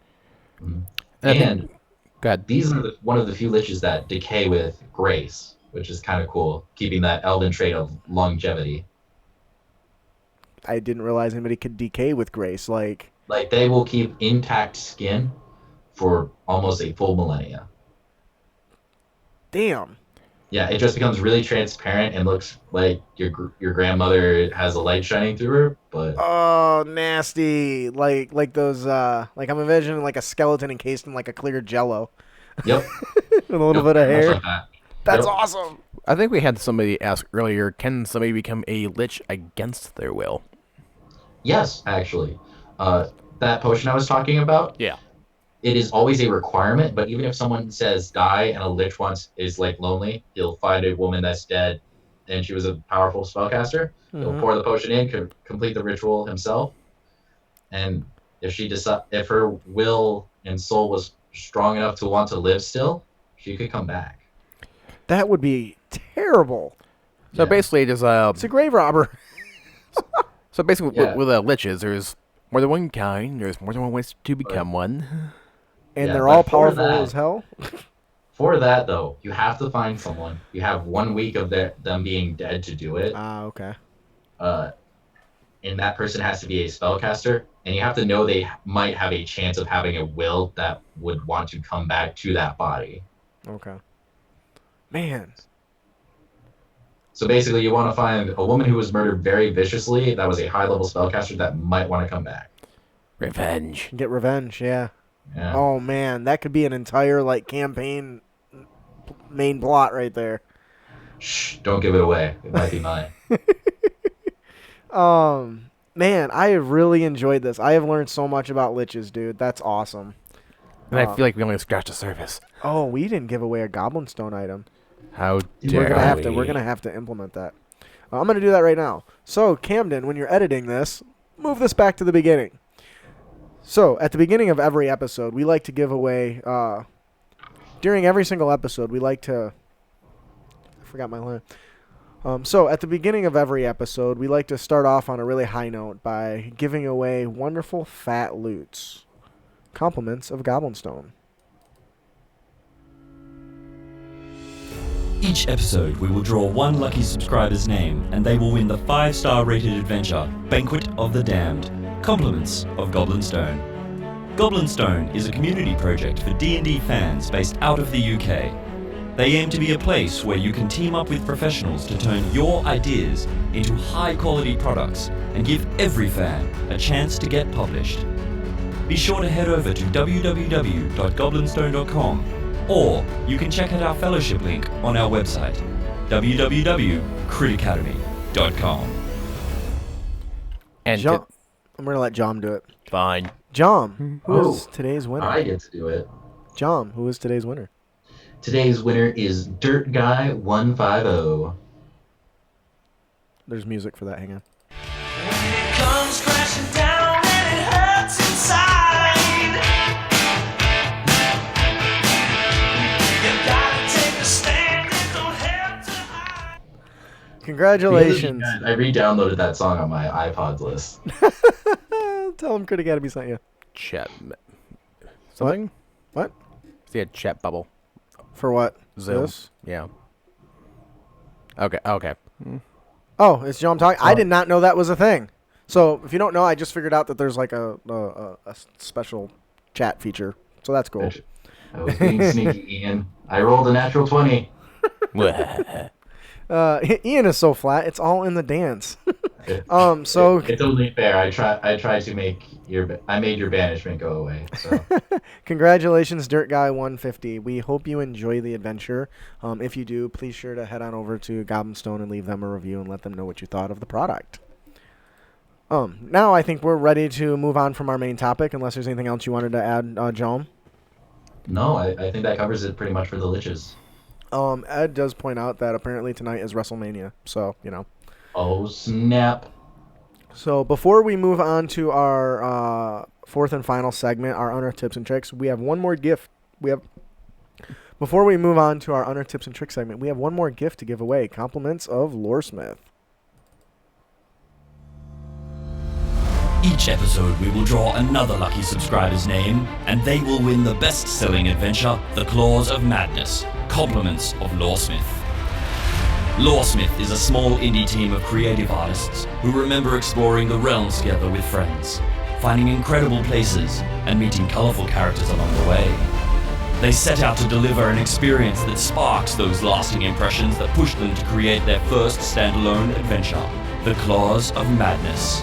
This best-selling adventure is one that you don't want to miss. Ian, who is our winner today? Today, our winner is Richard Wildfong. It comes crashing down and it hurts inside. You gotta take a stand and don't have to hide. I appreciate you joining in on it this time. This time. Oh boy, Tensor would be so proud of you, magelings. So, congratulations, Richard Wildfong. If you enjoyed the adventure, please head on over to Loresmith and let them know what you thought. Help them improve their products. So, our Honor Tips and Tricks segment today is very special. More importantly, because they are all submitted from Johm. So, first of all, I want to say thank you for saving me a shit ton of work. Anytime I don't have to do something, I'm always happy. That also means if you don't like them, you can send an email to Johm. Where can they contact you? They can contact me and submit any complaints at archmagegemstone@gmail.com. Yeah, so send all your complaint and hate mail there. I do not charge. Aw. He doesn't Free charge. service for better improvement. Oh. Only way magic can be equally spread. Ooh, look at you, Mr. Archmage. I had a beard. Come and stay a while. There's a guy at work. He's so funny. He is like the least nerdy person you will ever meet. Everything about him, he's a biker guy. That's his thing, and he's got a big beard. And I always give him a hard time. I was like, dude, when are you going to start carrying around a staff? Because you look like Gandalf. Ooh, now think about it. I think they're adding Deckard Cain to Heroes of the Storm. Oh, Boy. come stay a while and listen. Actually, that's one of his ultimate abilities. That's the one. Come and stay a while. Was he banished you to Tristram? No, actually, when he has two ultimates, and one of them is he actually does a come and stay a while, and he opens the book, and any enemies within his cone, when he casts it, falls asleep because he talked for so long. That is awesome. The other one is Lorenado, where a tornado of book pages flies out at them. I need to play this. So Sam says, lol, I was expecting go F yourself doesn't care at gmail.com. I think it's go fuck yourself. You're funny. Also, he No, suggests that's my that. 1-800 number. Oh, he also suggests that Brandon should be a voice actor. Actually, kind of just to our patrons here, we actually discussed doing voices and recording them and allowing people to like use them in like their games and stuff just to do. But that's something that's a little farther down the pipeline and something that would be really funny, I think. I'll pay extra for that. I don't know Not how gonna many lie. voices I could do, but I wonder if somebody created multiple audio files or just sound clips from the narrator from the game Bastion. never played Bastion.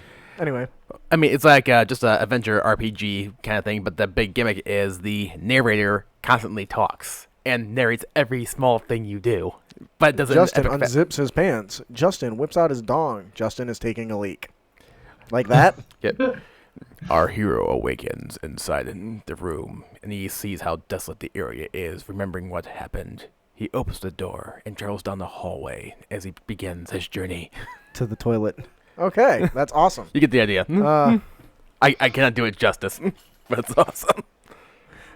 Sam says, I still can't get over your use of the soundboard in earlier episodes. Surprise, motherfucker! We actually got miss that. Yeah, I kind of do. When we first got it, we actually got a few complaints that we went overboard, and we did. It was a new toy. By we mean you. Yeah, myself and Ryan, yeah. And I actually, we've got a bigger soundboard mixer now, and I've got extra slots, so I might bring that back. Boys and their toys. So, oh yeah, we've considered bringing it back, but with caution. Okay, so our first unearthed tips and trick is our character concept. We have the Grave Master. Now, Johm, you've actually played this recently, if I'm not mistaken. I did. I ran a Patreon game, and if you don't know, for the first time ever, we actually streamed it to Twitch. So you can actually go to Crit Academy or go to twitch.tv/Crit Academy and actually watch our live stream of us running through Dragon's Breath Tavern. And I have to say, your portrayal of your character and his abilities was everything that is the reason why we do this show. So you want to tell us a little bit about your Grave Master? Sure, you want me just to read it? Yeah, Or you can just talk about it. that too. Clerics are thought to be What? Clerics are thought to be burning beacons with hope. Yet they do more than just fight evil, creating most beautiful moments such as the God King and Queen's wedding, to the pitfall rites of a squelch who has lost the right to his own body and has grown allegid. I took this Goliath cleric, hunched with his pronounced back from years of digging graves. His god Jurgle took notice of how well Haroma kept track of recently departed and his personal judgments on their actions and how they, in their afterlife, may look. Cool. Okay, so the one thing that I absolutely loved about this is that your character had a physical description that tied into his character concept. And all of his spells also manifested dirt on him. Oh, yeah. Oh, that was really cool. Oh, yeah, you forgot you were there. Sorry, you're so easy to forget. I'm just kidding. Yeah, so, because he's been hunched over digging these graves all the time, your character had a very pronounced hunch. And I thought that was such a lovely taste. I wanted to play, when I thought of this character, I thought maybe being just like the Hunchback of Notre Dame and being That's what I thought of, yeah. something a little bit cooler. But the more I thought about it, I'm like, this guy's of the grave. His back is hunched because he's been digging graves. How could I incorporate his magic? Oh, dirt and gore slowly just appear on him. When he heals his allies or spares them from death, mud clogs their wounds. And It was so awesome. That's such... Rub some dirt on it. It rubs some dirt on it to be all right. I just like the idea of this hardworking guy who eventually got noticed by his god, and his magic manifested from the work that he did. That's so cool. So, Now I don't recall you using a weapon, but did he have like a shovel as a weapon or something? I think yeah, you I did. asked if it'd be okay if I reflavored a mace, and he flicked it open once because I pictured it as being like one of those flat army shovels that you can flick open as just Yep. it's more of a quick weapon to grab than an actual shovel. Right. Now, I think traditionally, it didn't come into play because it was mostly a one shot that often. But I think that I would let you argue a case that if you swat them with this, it'd be bludgeoning. But if you tried to impale them, I would even give you piercing in some cases because that was just. I feel slashing would be at best because I see. think The about shovel. it. It's so wide. Okay, Aroma well, was whatever. The strong. point is that I could see that being different damage types. Now, I'm sure there's Yeah. some DM out there cringing. No, that's not a thing. But to me, it's no different than carrying two weapons, I suppose. I like that I threw it and it's stuck in the roof of the room. I fell out the window. Sam says use maggots to clean wounds. Has real. I can't read that from over there. Hang on. Samuel says use maggots to clean the wounds. Has real world links, but feels like an undead like method. Actually, yeah, there has been some like historical points where they actually did, like doctors would apply maggots to open wounds to basically eat with the necrotic flesh. If Haruma ever got to use his medicine pack, he was going to have them all named. Oh, I had that's a list awesome. of I have a list of maggots named. I just Oh didn't get my to use gosh. them in the game. That's awesome. I personally I love this character. Now you played a cleric, but nothing says this has to be a cleric. Right. This theme could go with anything. I'm envisioning a wizard now that when he casts firebolt, it's like a mud bolt that like sparks when I hit something. Something stupid like that, or even a fighter, whose his weapon is a shovel, and he's beating the shit out of people with a shovel. Maybe one of his help actions is to throw dirt in people's eyes, So I really like this character concept, and I want to thank you for sharing it with us. Pocket Sam. I deeply enjoyed it because Jurgle was a really interesting god to read about. And I think my favorite spell I got to use with him actually didn't use as much mud and dirt. It had a little bit, but it was where it looked like I described Ian's armor changing into like black spell scrolls when I used Shield of Faith. When you use Shield of Faith, yeah, that was really Yeah. cool. You know what you did that I thought was really subtle was the what spell was it Thaumaturgy you used to put out the lights? Thaumaturgy, where I had skeletal mud-covered hands grab and they're just oozing. Trying to dim and shut black off the mud. light. Yeah, that was awesome. It was a nice touch. It was. You really did a good job. So I want to thank you for sharing that with us. That is the character concept, the Grave Master, not to be confused with the Grave Robber. Our our monster variant today. You didn't actually have a name for this, so I came up with a forgot to name. include it. Did you have one? I forgot it. So Okay, and so- honestly, that's probably more appropriate than the name I thought of. All right, so the monster variant we have today is called the Locked Chest. The origin for this is the Mimic.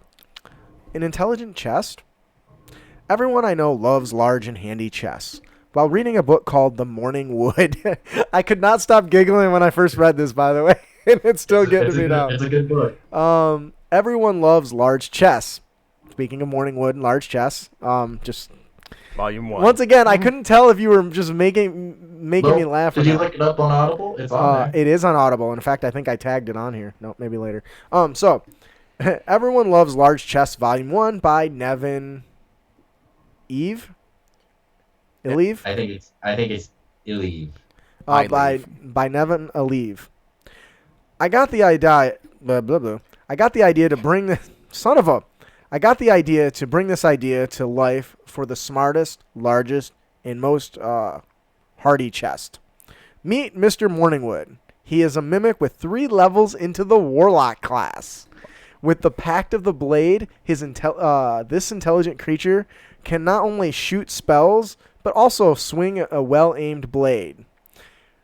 The base for this, obviously, is the mimic, then adding the... Well, you already kind of talked about that. So I think this is really interesting for reason number 1. Anytime you can give a monster class levels, that gives them more variation and gives a holy fuck moment to the players when they don't expect it. Could you imagine a chest opening up and a damn eldritch blast coming out of it? I would not expect that. Or maybe its giant tongue has a blade sticking to it and it's swinging this thing around trying to cut their In heads the book off. series itself, this monster actually wields 3 swords, and it splits its tongue in 3 to wield each sword. Cool. That's not in here, bro. It's a really good book.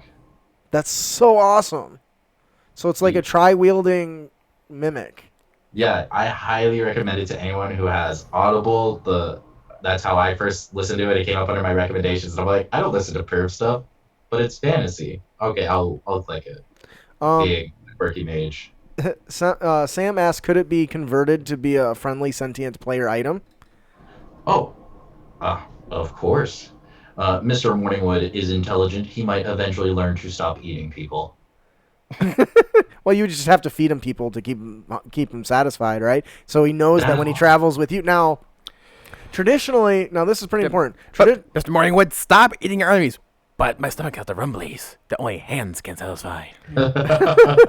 Traditionally, mimics are considered chests, but that's not all they are. No. So you could I envision like a backpack or something. You know, maybe a big box that you can carry on your back or something that's easily portable.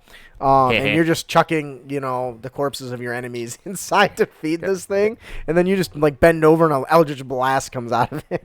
Shoot, we've even seen a mimic act as an outhouse. Oh, yeah, that was Like, fun. I definitely, if you definitely use it as a magic player item, go for it and let me know how it goes because I would love to hear about it. Because I have yet to play test this yet. Oh, yeah.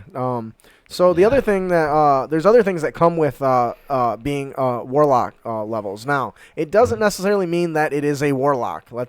It's just you're giving them features of the warlock. Though I do find it interesting that a monster could have a pact with another creature or another patron, giving it powers, and then the players befriending that thing and it becoming like a friendly either magical item or an NPC. And Sam does say, friendly doesn't necessarily mean not evil.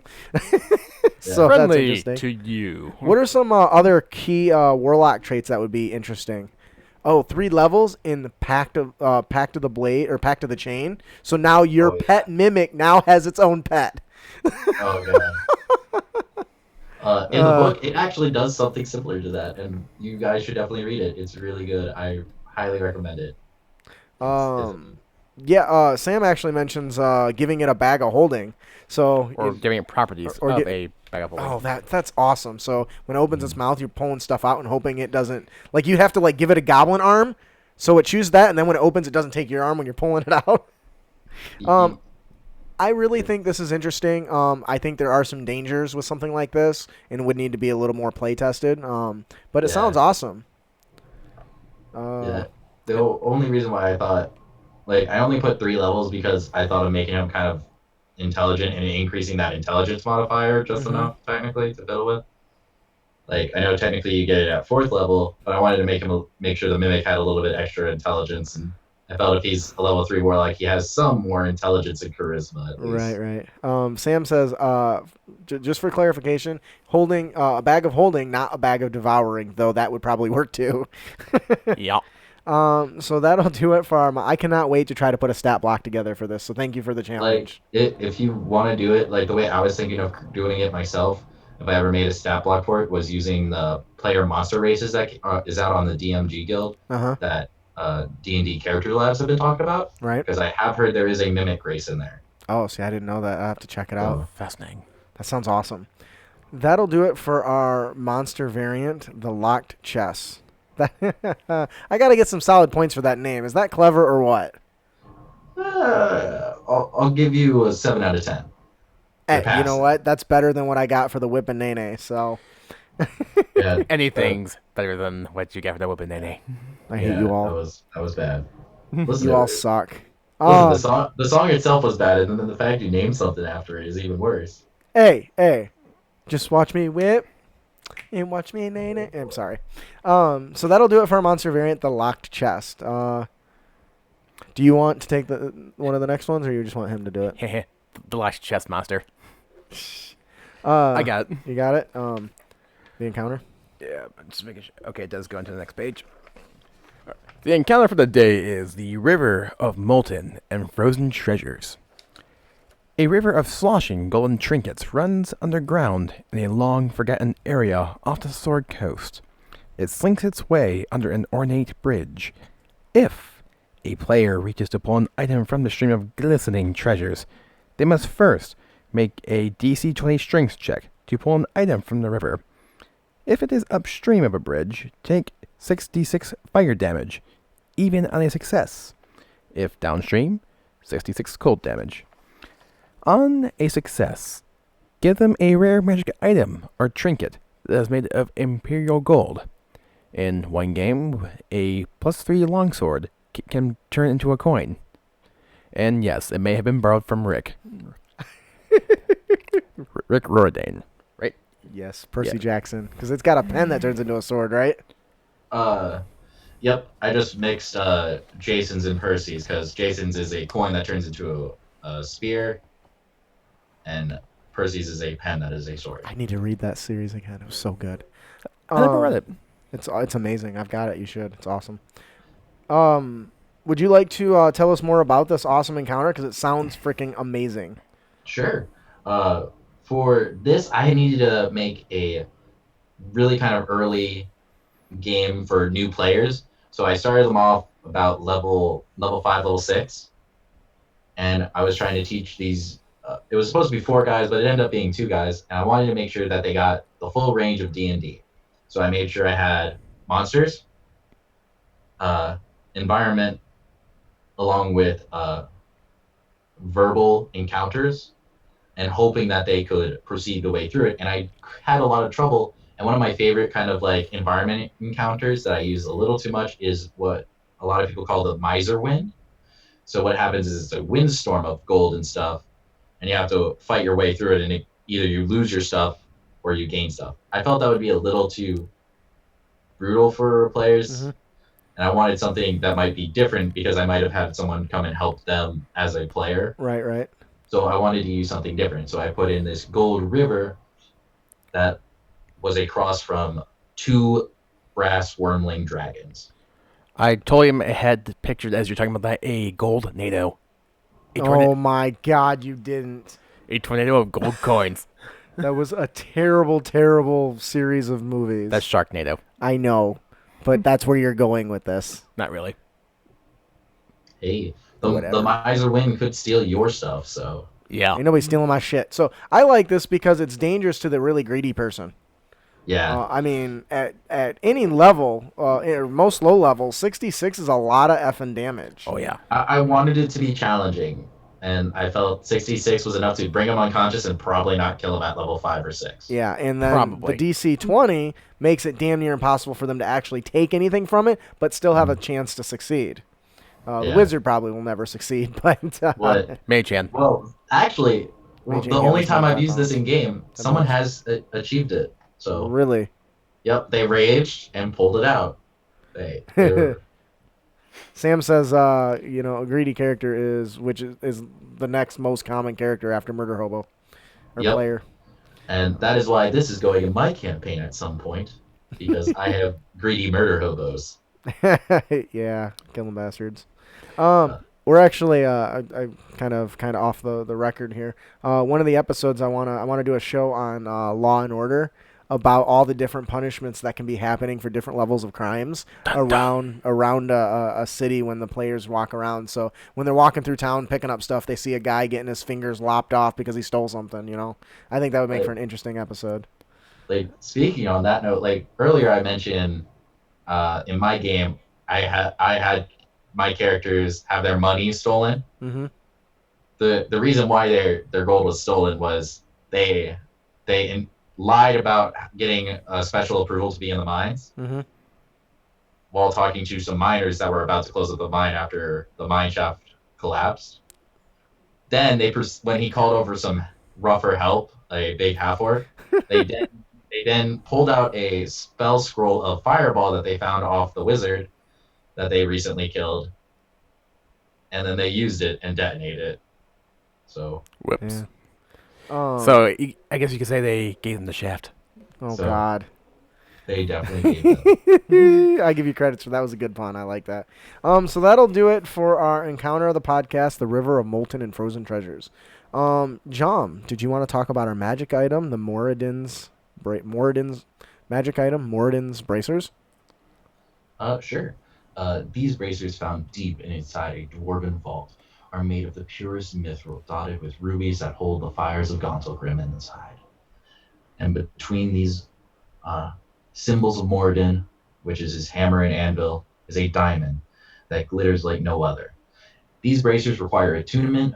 Once the wearer is attuned, it is able to summon any weapons that might be stored inside this magic item, because after training for a few hours, you may have special weapons that you may have and have them stored inside Moradin's bracers. And for a bonus action, you can rotate through them. There is a limit of, I think, 2 martial weapons and 4 simple weapons that you can store in Moradin's bracers at any given time. Okay. Honey, I And- Shrunk the Weapons, what I'm envisioning. Yeah, like the way I pictured it is each weapon would shrink down and then be placed in one of the rubies, Oh, that's and it awesome. just have like that kind of like glowing fires around him. That's so cool. And then once a month, if a dwarf who is a worshiper of Moradin or DM's discrepancy may use a special ability called Moradin's Armory. Once every 30 days, a dwarf attuned to Moradin's bracers can call to his creator for strength of a true dwarf. Once this ability is activated, it shines as bright as Moradin's forges. All weapons now on hit do max damage and count as magic damage for overcoming resistance for 1 minute. Nice. That's awesome. I pictured this for a higher level campaign. So and if you're using a lot of weapons, it's sometimes hard to get higher rolls. Mm-hmm. Like Yeah. 1 minute is the possible issue time. I've only test run it once, and the combat went okay. Okay. But I think that goes with any magic item that we create or use. It takes a little. Was there any reasoning behind 4 simple and 2 martial? well, when I was talking with a friend, because I was creating this because my friend was playing a dwarf, and I was trying to think of a cool magic item for maybe future down the ways, and I know he would forget about it.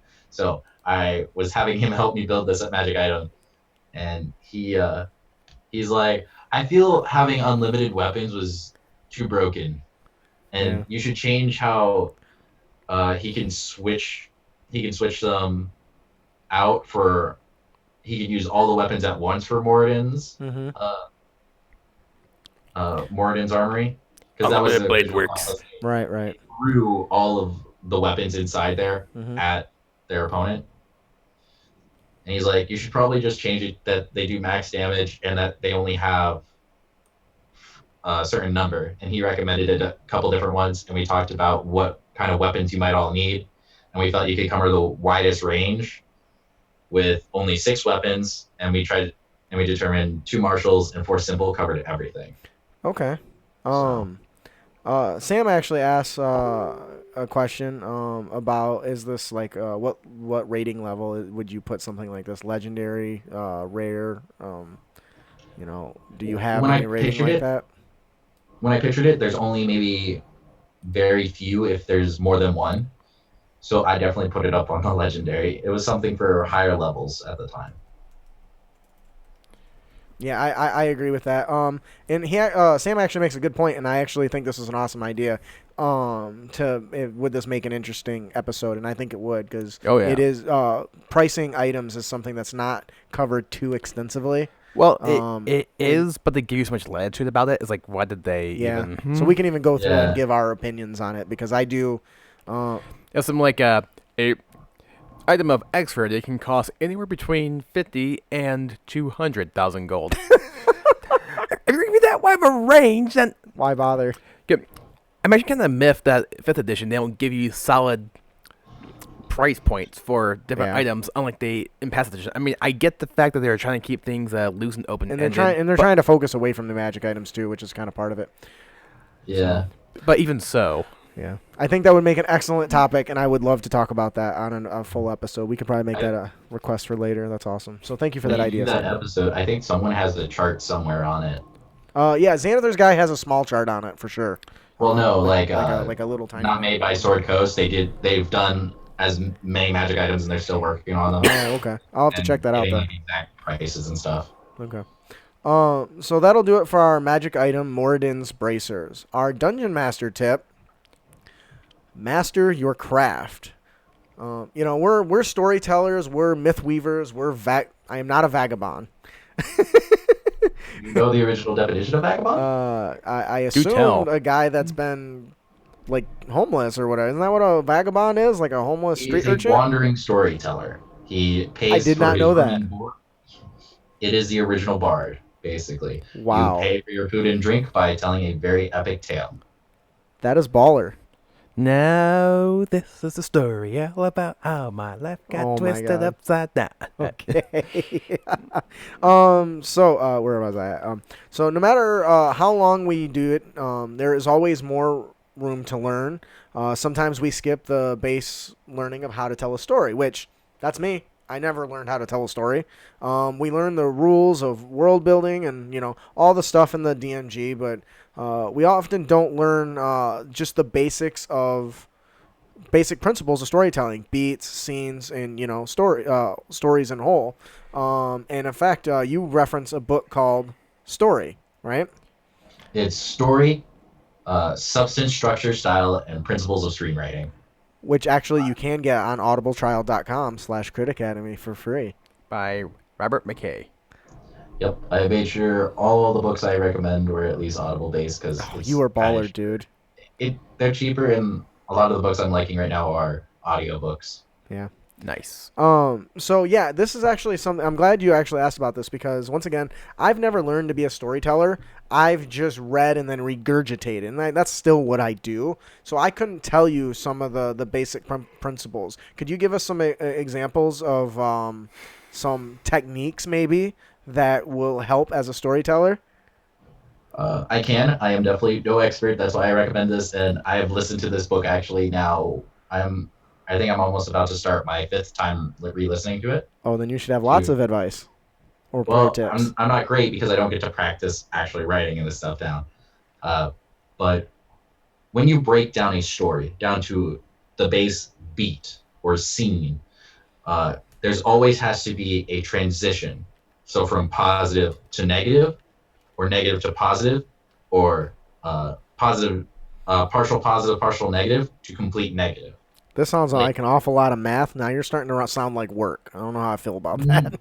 No, like in the book, they're talking about one of the examples that Robert McKee gives is, I can't say the exact movie because I haven't watched it myself. There is a husband and wife. They wake up in the morning. It starts out with a joke about between them where both of them take a nick at each other. Mm-hmm. So it goes from negative to more negative. Okay. So it's like, then the next scene is they start arguing in the kitchen while they're eating breakfast, and they give verbal shouts out, and they transition to the garage where they start driving, and I think it's the wife who jumps out the car while the man is driving her to work.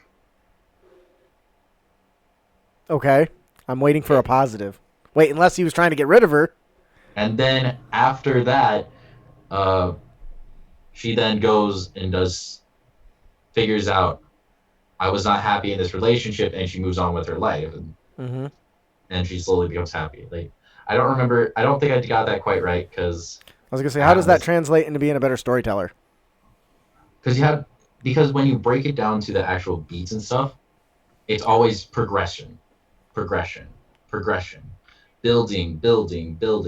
until the climax of where she jumps out the car and things change.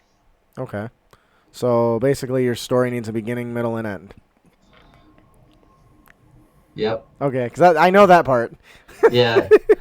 As I said, I'm no writer, so I've probably botched it really badly, but the book is amazing, and I definitely feel it has helped me a little bit Okay. in my personal storytelling.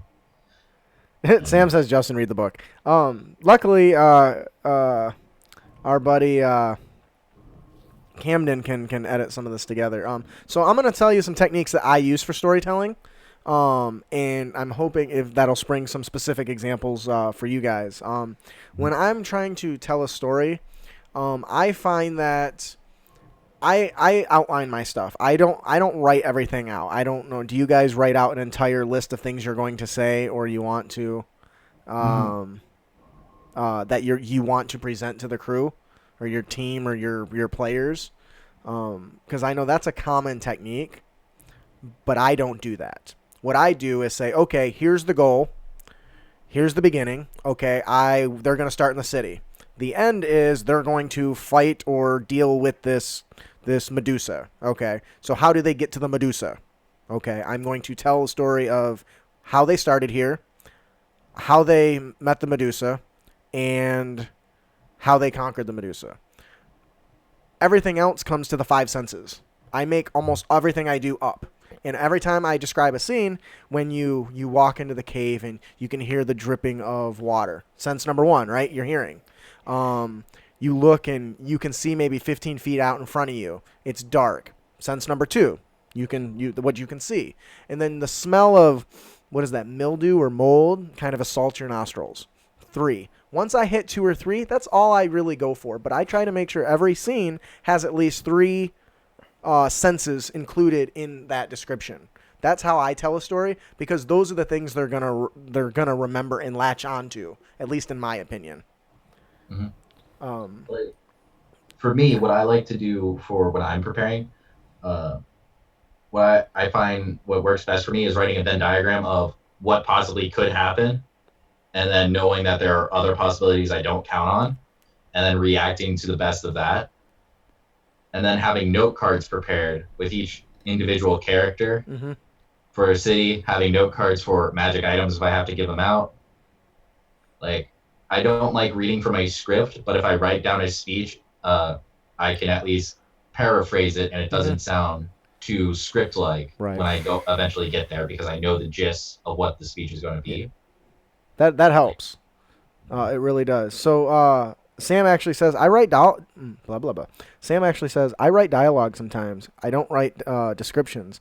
I look in my memories for the scene I am looking for, and I relive it in my mind and describe what my mind sees. That's a pretty good way to do it, and I don't know everyone does it that way, but in the end, do you have anything to add to this? No? Okay. Nope. In the end, when got me mid-yawn. when telling a story, the best piece of advice I can give is to use at least 3 senses in every description. When you're describing a scene, at least 3. If you don't do that, I don't believe you described it well. That's just me. Doesn't mean it's right or wrong, but that's what I would give when it comes to mastering your craft. I definitely am going to check this book out because I want to be a better storyteller. I am by no means a bard. I am not fantastic at it, and I feel like I could get a lot of content out of this. So I want to thank you for recommending this book, Substance, Structure, Style, and the Principles of Screenwriting by Robert McKee, that you can actually find on audibletrial.com/critacademy. I think I got all that. Yep. And what's funny is I got that book from GM Tips with Satine Phoenix. Yes. Dang, that woman is so fine.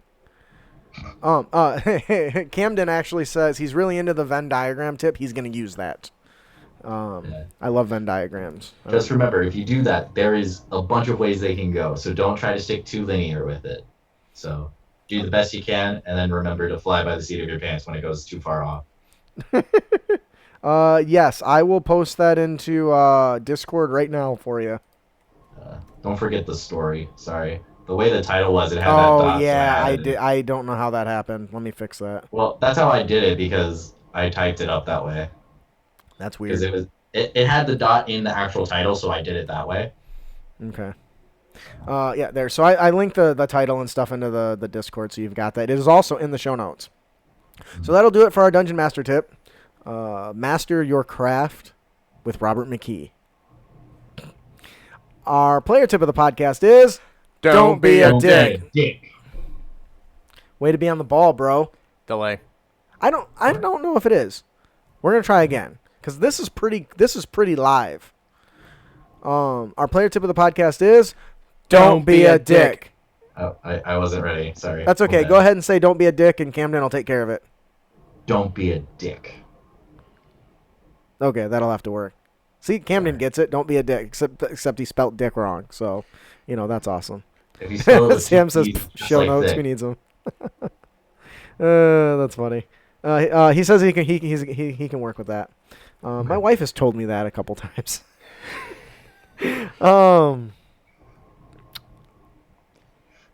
Did we? Ooh, wow. Okay, this is a dangerous player tip if you ask me. Yes, it is, and it just occurred to me how dangerous it is. I told you were free to change it if you needed. And I didn't, honestly, because it meant more work for me. So our Sorry. player tip of the podcast is do not be afraid to interrupt your DM. Now, we're going to give you caution with this. Be very, very careful. That being said, long cutscenes, wordy explanations, filler words to allow time for the DM to think, these can cause problems when you want to do something for the DM. You want to do something, but the DM might be narrating you somewhere before you get an opportunity to do so. So stop the DM when the story starts to go down a rabbit hole that you wanted to just sit on your pillow while sleeping under a willow. What the fuck, dude? I was talking to Joseph when I was writing this game. So what I'm getting here is, yes, I've been part of those descriptions that are long and run long, and it's a series of things that happen, and I almost want to say you're being railroaded into this entire description, which sometimes takes place longer than it should. I'm looking at you, Tolkien. And it's okay that if you want to take an action during that description to let the DM know. Now, be careful not to do this too much, because I would likely throw a pencil at you if you interrupted my reading. Mostly because sometimes there are certain things that the DM wants to happen regardless of what you think you should be able to do. Now, that gets a little bit on the railroady side. For instance, if my big bad villain is going to rip the head off of one of his minions in his descriptions, I don't want the PCs to interrupt and save him. At least not if I've written it that way. But if you've got a DM who is more flexible and didn't think about stuff like that, like, oh, they might want to save this guy who he's trying to this minion who didn't do whatever the big bad wanted him to do, and they want to save him, I might not have thought of that as a possible outcome. So I wouldn't mind saying, hey, I see this happening, and I am the lawful paladin, and I don't think he deserves to have his head ripped off his shoulder, so I'm going to dash in. Okay, if you interrupt me and tell me that, okay, unless it's key to the story, I might have a problem with I wouldn't have a problem with it. I'm totally picturing that one scene in the very first Gamers when the Bandit King was monologuing and the rogue just fires off an arrow mid-sentence. Yeah, and they do stuff like that. And Sam points out this can derail the DM if they're not expecting it. So like I said, use this with caution. What were you gonna say, Johm? Like, the reason why I was talking about this is more for not like those times like as you were describing where the guy is ripping the head off. And plus, for me, it's only when like you're describing the scenery and stuff and you're walking them somewhere. Because I have shy players On rails. and which is kind of weird, even though they're really brutal and have bloody eagled at least 2 or 3 things. Ugh.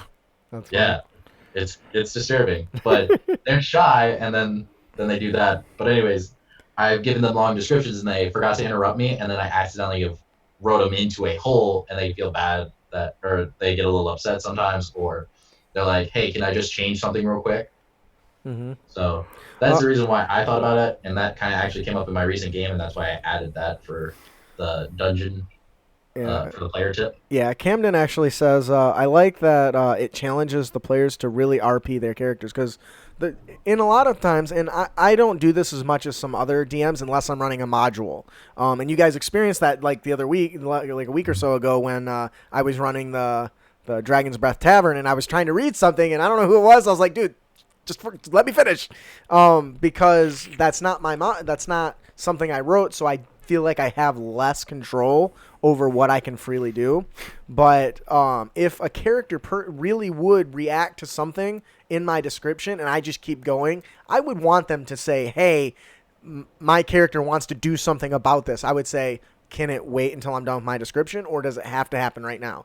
Because once again, that's me. I'm a pretty loosey-goosey DM. I give my players a lot of freedoms to do a lot. In fact, our Dragon's Breath example is a really good run at that, because we miss like the whole like 50% of the middle of that adventure because of the way you guys decided to play it out, and there was nothing wrong with that. Thor, go upstairs and eat his steak. I cannot believe. So just to give you a quick overview, because that needs some context. they're sitting in a tavern. There's lots of wonderful music going on, and they got the old drunken dwarf who's really just causing a scene. And finally, the waiter and waitresses get pissed off at this guy, and their bones begin to crack and break and bend and twist, and they begin to grow fur, and they turn into werewolves. And they start, attacking this guy because he was being a douche. And Thor just says, "I'm gonna go upstairs and eat my steak." I'm like, there's werewolves attacking. You're gonna go eat your steak. It's like, they're not attacking me. Like, So Corona also was about to go upstairs until he saw the man's dead, and then he just wanted to ask his name. Then there was the sleep thing, and Sam actually makes that a really good point. I have to look at the descriptions of modules they give me that I get and find. I have to look at the description modules give me. Okay, I promise I'm going to get this out, people. This is why Camden is our new editor, because, he can cut this shit out. Sam says, I have look at the description modules give me, and I find reading them raw is very tiny and artificial. Paraphrasing and reading and interpreting the descriptions, I feel, is harder but much better. So now that I've tried to read his description, I'm going to paraphrase and prove a point. Sam says, I find that reading the descriptions of modules is kind of fake and not real, and paraphrasing it definitely gives it a better string and a better flow. You don't have to punctuate, but if I'm going to read it out loud, it really breaks my brain because I'm already stupid. It doesn't help. Articulate. But you can see how that's different, and I agree 100%. So sometimes they do run long, and the DM does a lot of the stuff to stall while he thinks about stuff sometimes. So it's okay to interrupt your DM sometimes. Don't be afraid to say, hey, I would like to do something. And then if you're the DM, if this is important to the story, then say, hey, you know what, this needs to happen, and just be honest with them about it and say, can it wait to the end? There's a lot you can do there to handle that. I do think there's a right time and a wrong time to do that. Personally, especially when you're there for a story and the DM's trying to monologue, and then you just want to shoot a damn arrow. Let him finish the monologue and then shoot. Don't say, I'm going to shoot him, But if it's, hey, I want to save that guy, or hey, I want to do this. Attacking can always wait, by the way. Attacking can always wait. So it always, for this, I definitely said it was definitely a risky player tip, because it all depends. If this guy, back to the example of your guy ripping the guy's head off, if someone says, hey, if this guy attempts to hurt one of his citizens while the dungeon master is describing how he's abusing the people around him and stuff, that's a good time to be able to stop the head. But if no one says anything and he suddenly rips the head off, it's too late now. Right, because he's kind of already said it. Or you got to errata it and go back and retroactively say, well, he doesn't actually rip the head off. He starts pulling on the head, and then what's-his-name jumps in and blocks the attack or rips him apart or something. So, yes, I love Gabe. Can I just say how awesome Gabe is? He's awesome. He just sent me something super sweet. So that'll do it for our player tip. Don't be afraid to interrupt your DM. Cautiously. Cautiously. So that'll before we close out our show today, we have one more gift to give away. Compliments of Jeff Stevens. It's been a long few days of travel, and the adventurers are tired of eating rations and sleeping on the ground.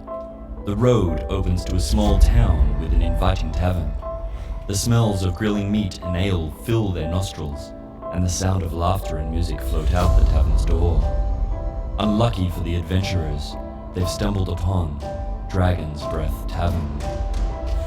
What starts out as a pleasant evening of food, drink, and entertainment soon evolves into an adventure that takes the party into and under Dragon's Breath Tavern. The adventure includes roleplay, exploration, combat, and a dice game called Demon Dice.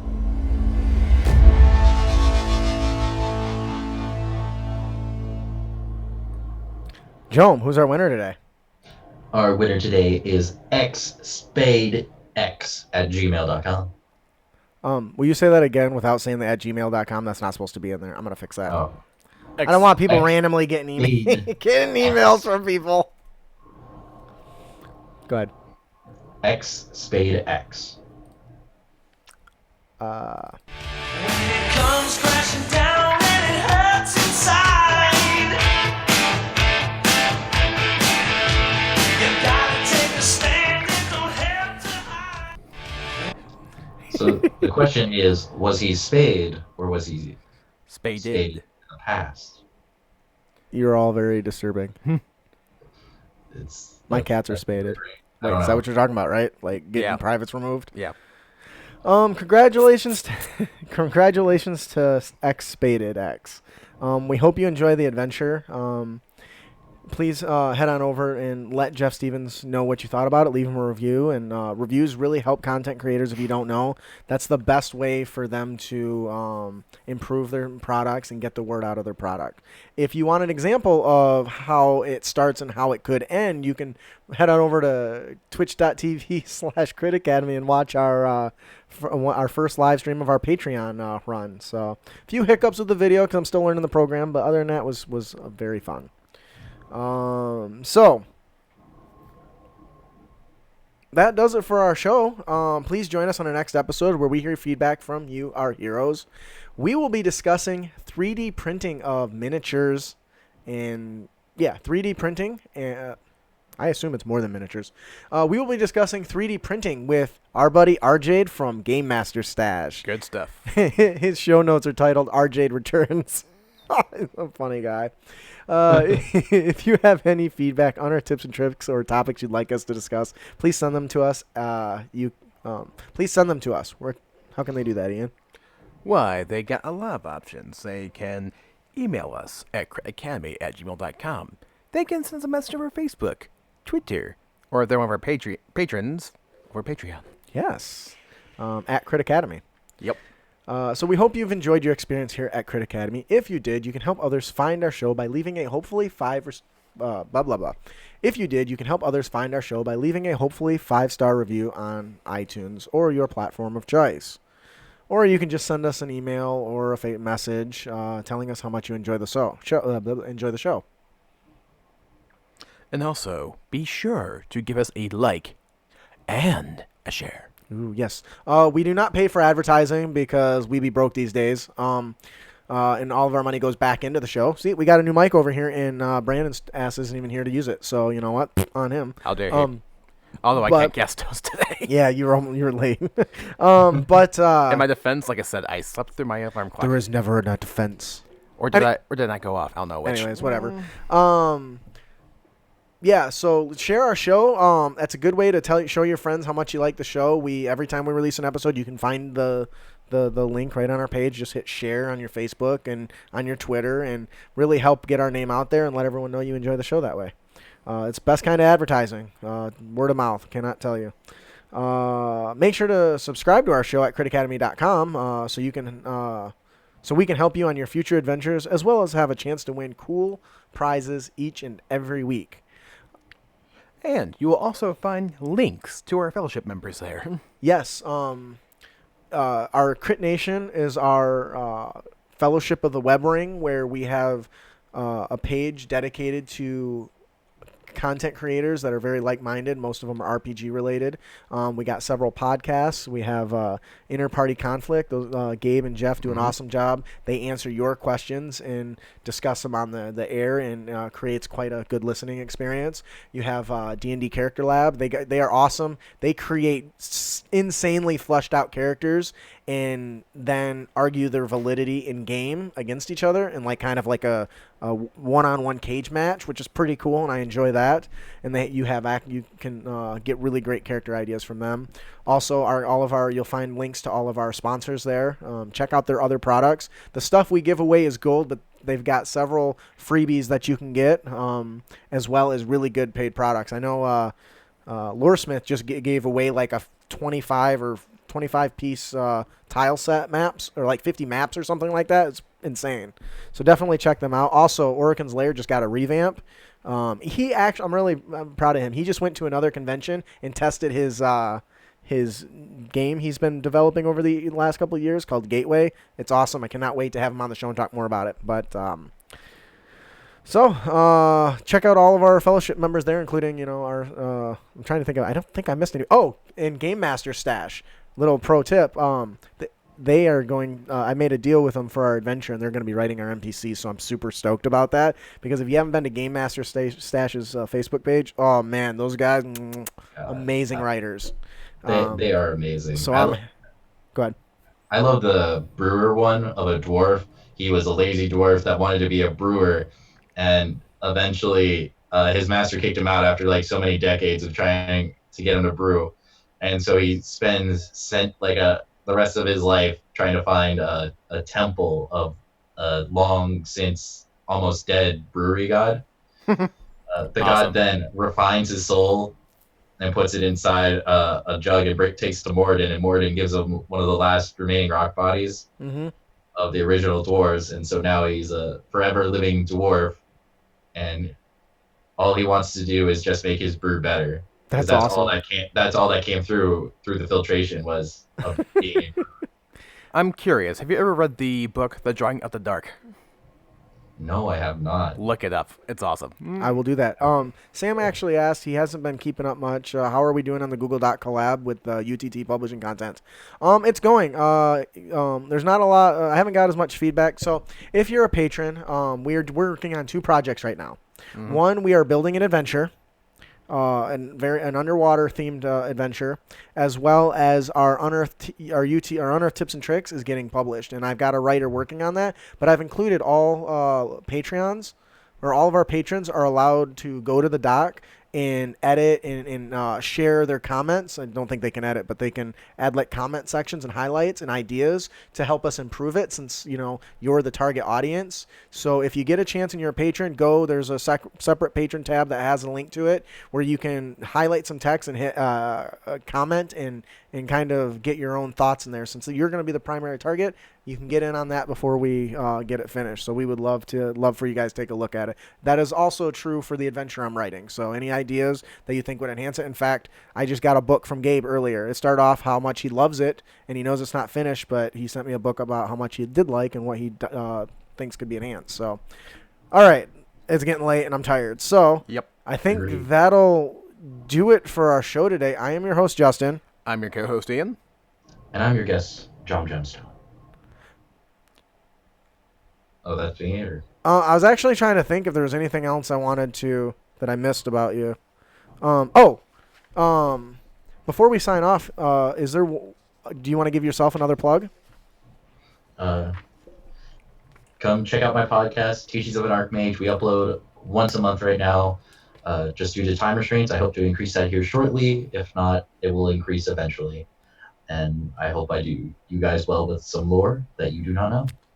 Awesome. I know I did. I am your host, Justin. I'm your co-host, Ian. And I'm your guest, Johm Gemstone. Thanks for listening. Keep your blades sharp and spells prepared, heroes. I'm going to drop kick you when we leave here. Keep your blades sharp and spells prepared, heroes. All right. Johm, thank you so much for joining us. We really had a great time, and I hope you enjoyed yourself on the show. I know you were a little nervous. Hopefully, it seems like you might have got over that a little bit. So thank you for joining us today. It helps falling into old habits of reading notes. Well, I'm glad you took notes. All right, guys, to all our patrons, thank you guys for joining us today. As soon as I find the link to click it so I can see what you're saying. I don't. They're asking if you're on Spotify. Nope, I am not on Spotify. I think it takes a little bit of work to get on there, but I think he's on. I'm currently on Spreaker and also iTunes. Mm-hmm. I'm going to look in how to get onto Google Play. I don't think it's too much harder. I just haven't had the time to finish looking into that. I'm gonna plug an advertisement really quick. If you ever get an opportunity and you make the switch, Libsyn is the hosting I use, and they have like little buttons you just click to add new stuff, and it just sends it to everything. It's awesome. I Nice. can't recommend it enough. It's easy.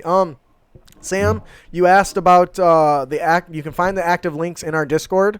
If you go to the Patreon Discord, you can click the different little sub things. You got the Patreon chat and then the Patreon UTTs. All the stuff's in those subjects. I'll pin them when I get a chance. So, all right, everyone, wave to the camera and say goodbye. Goodbye. Bye.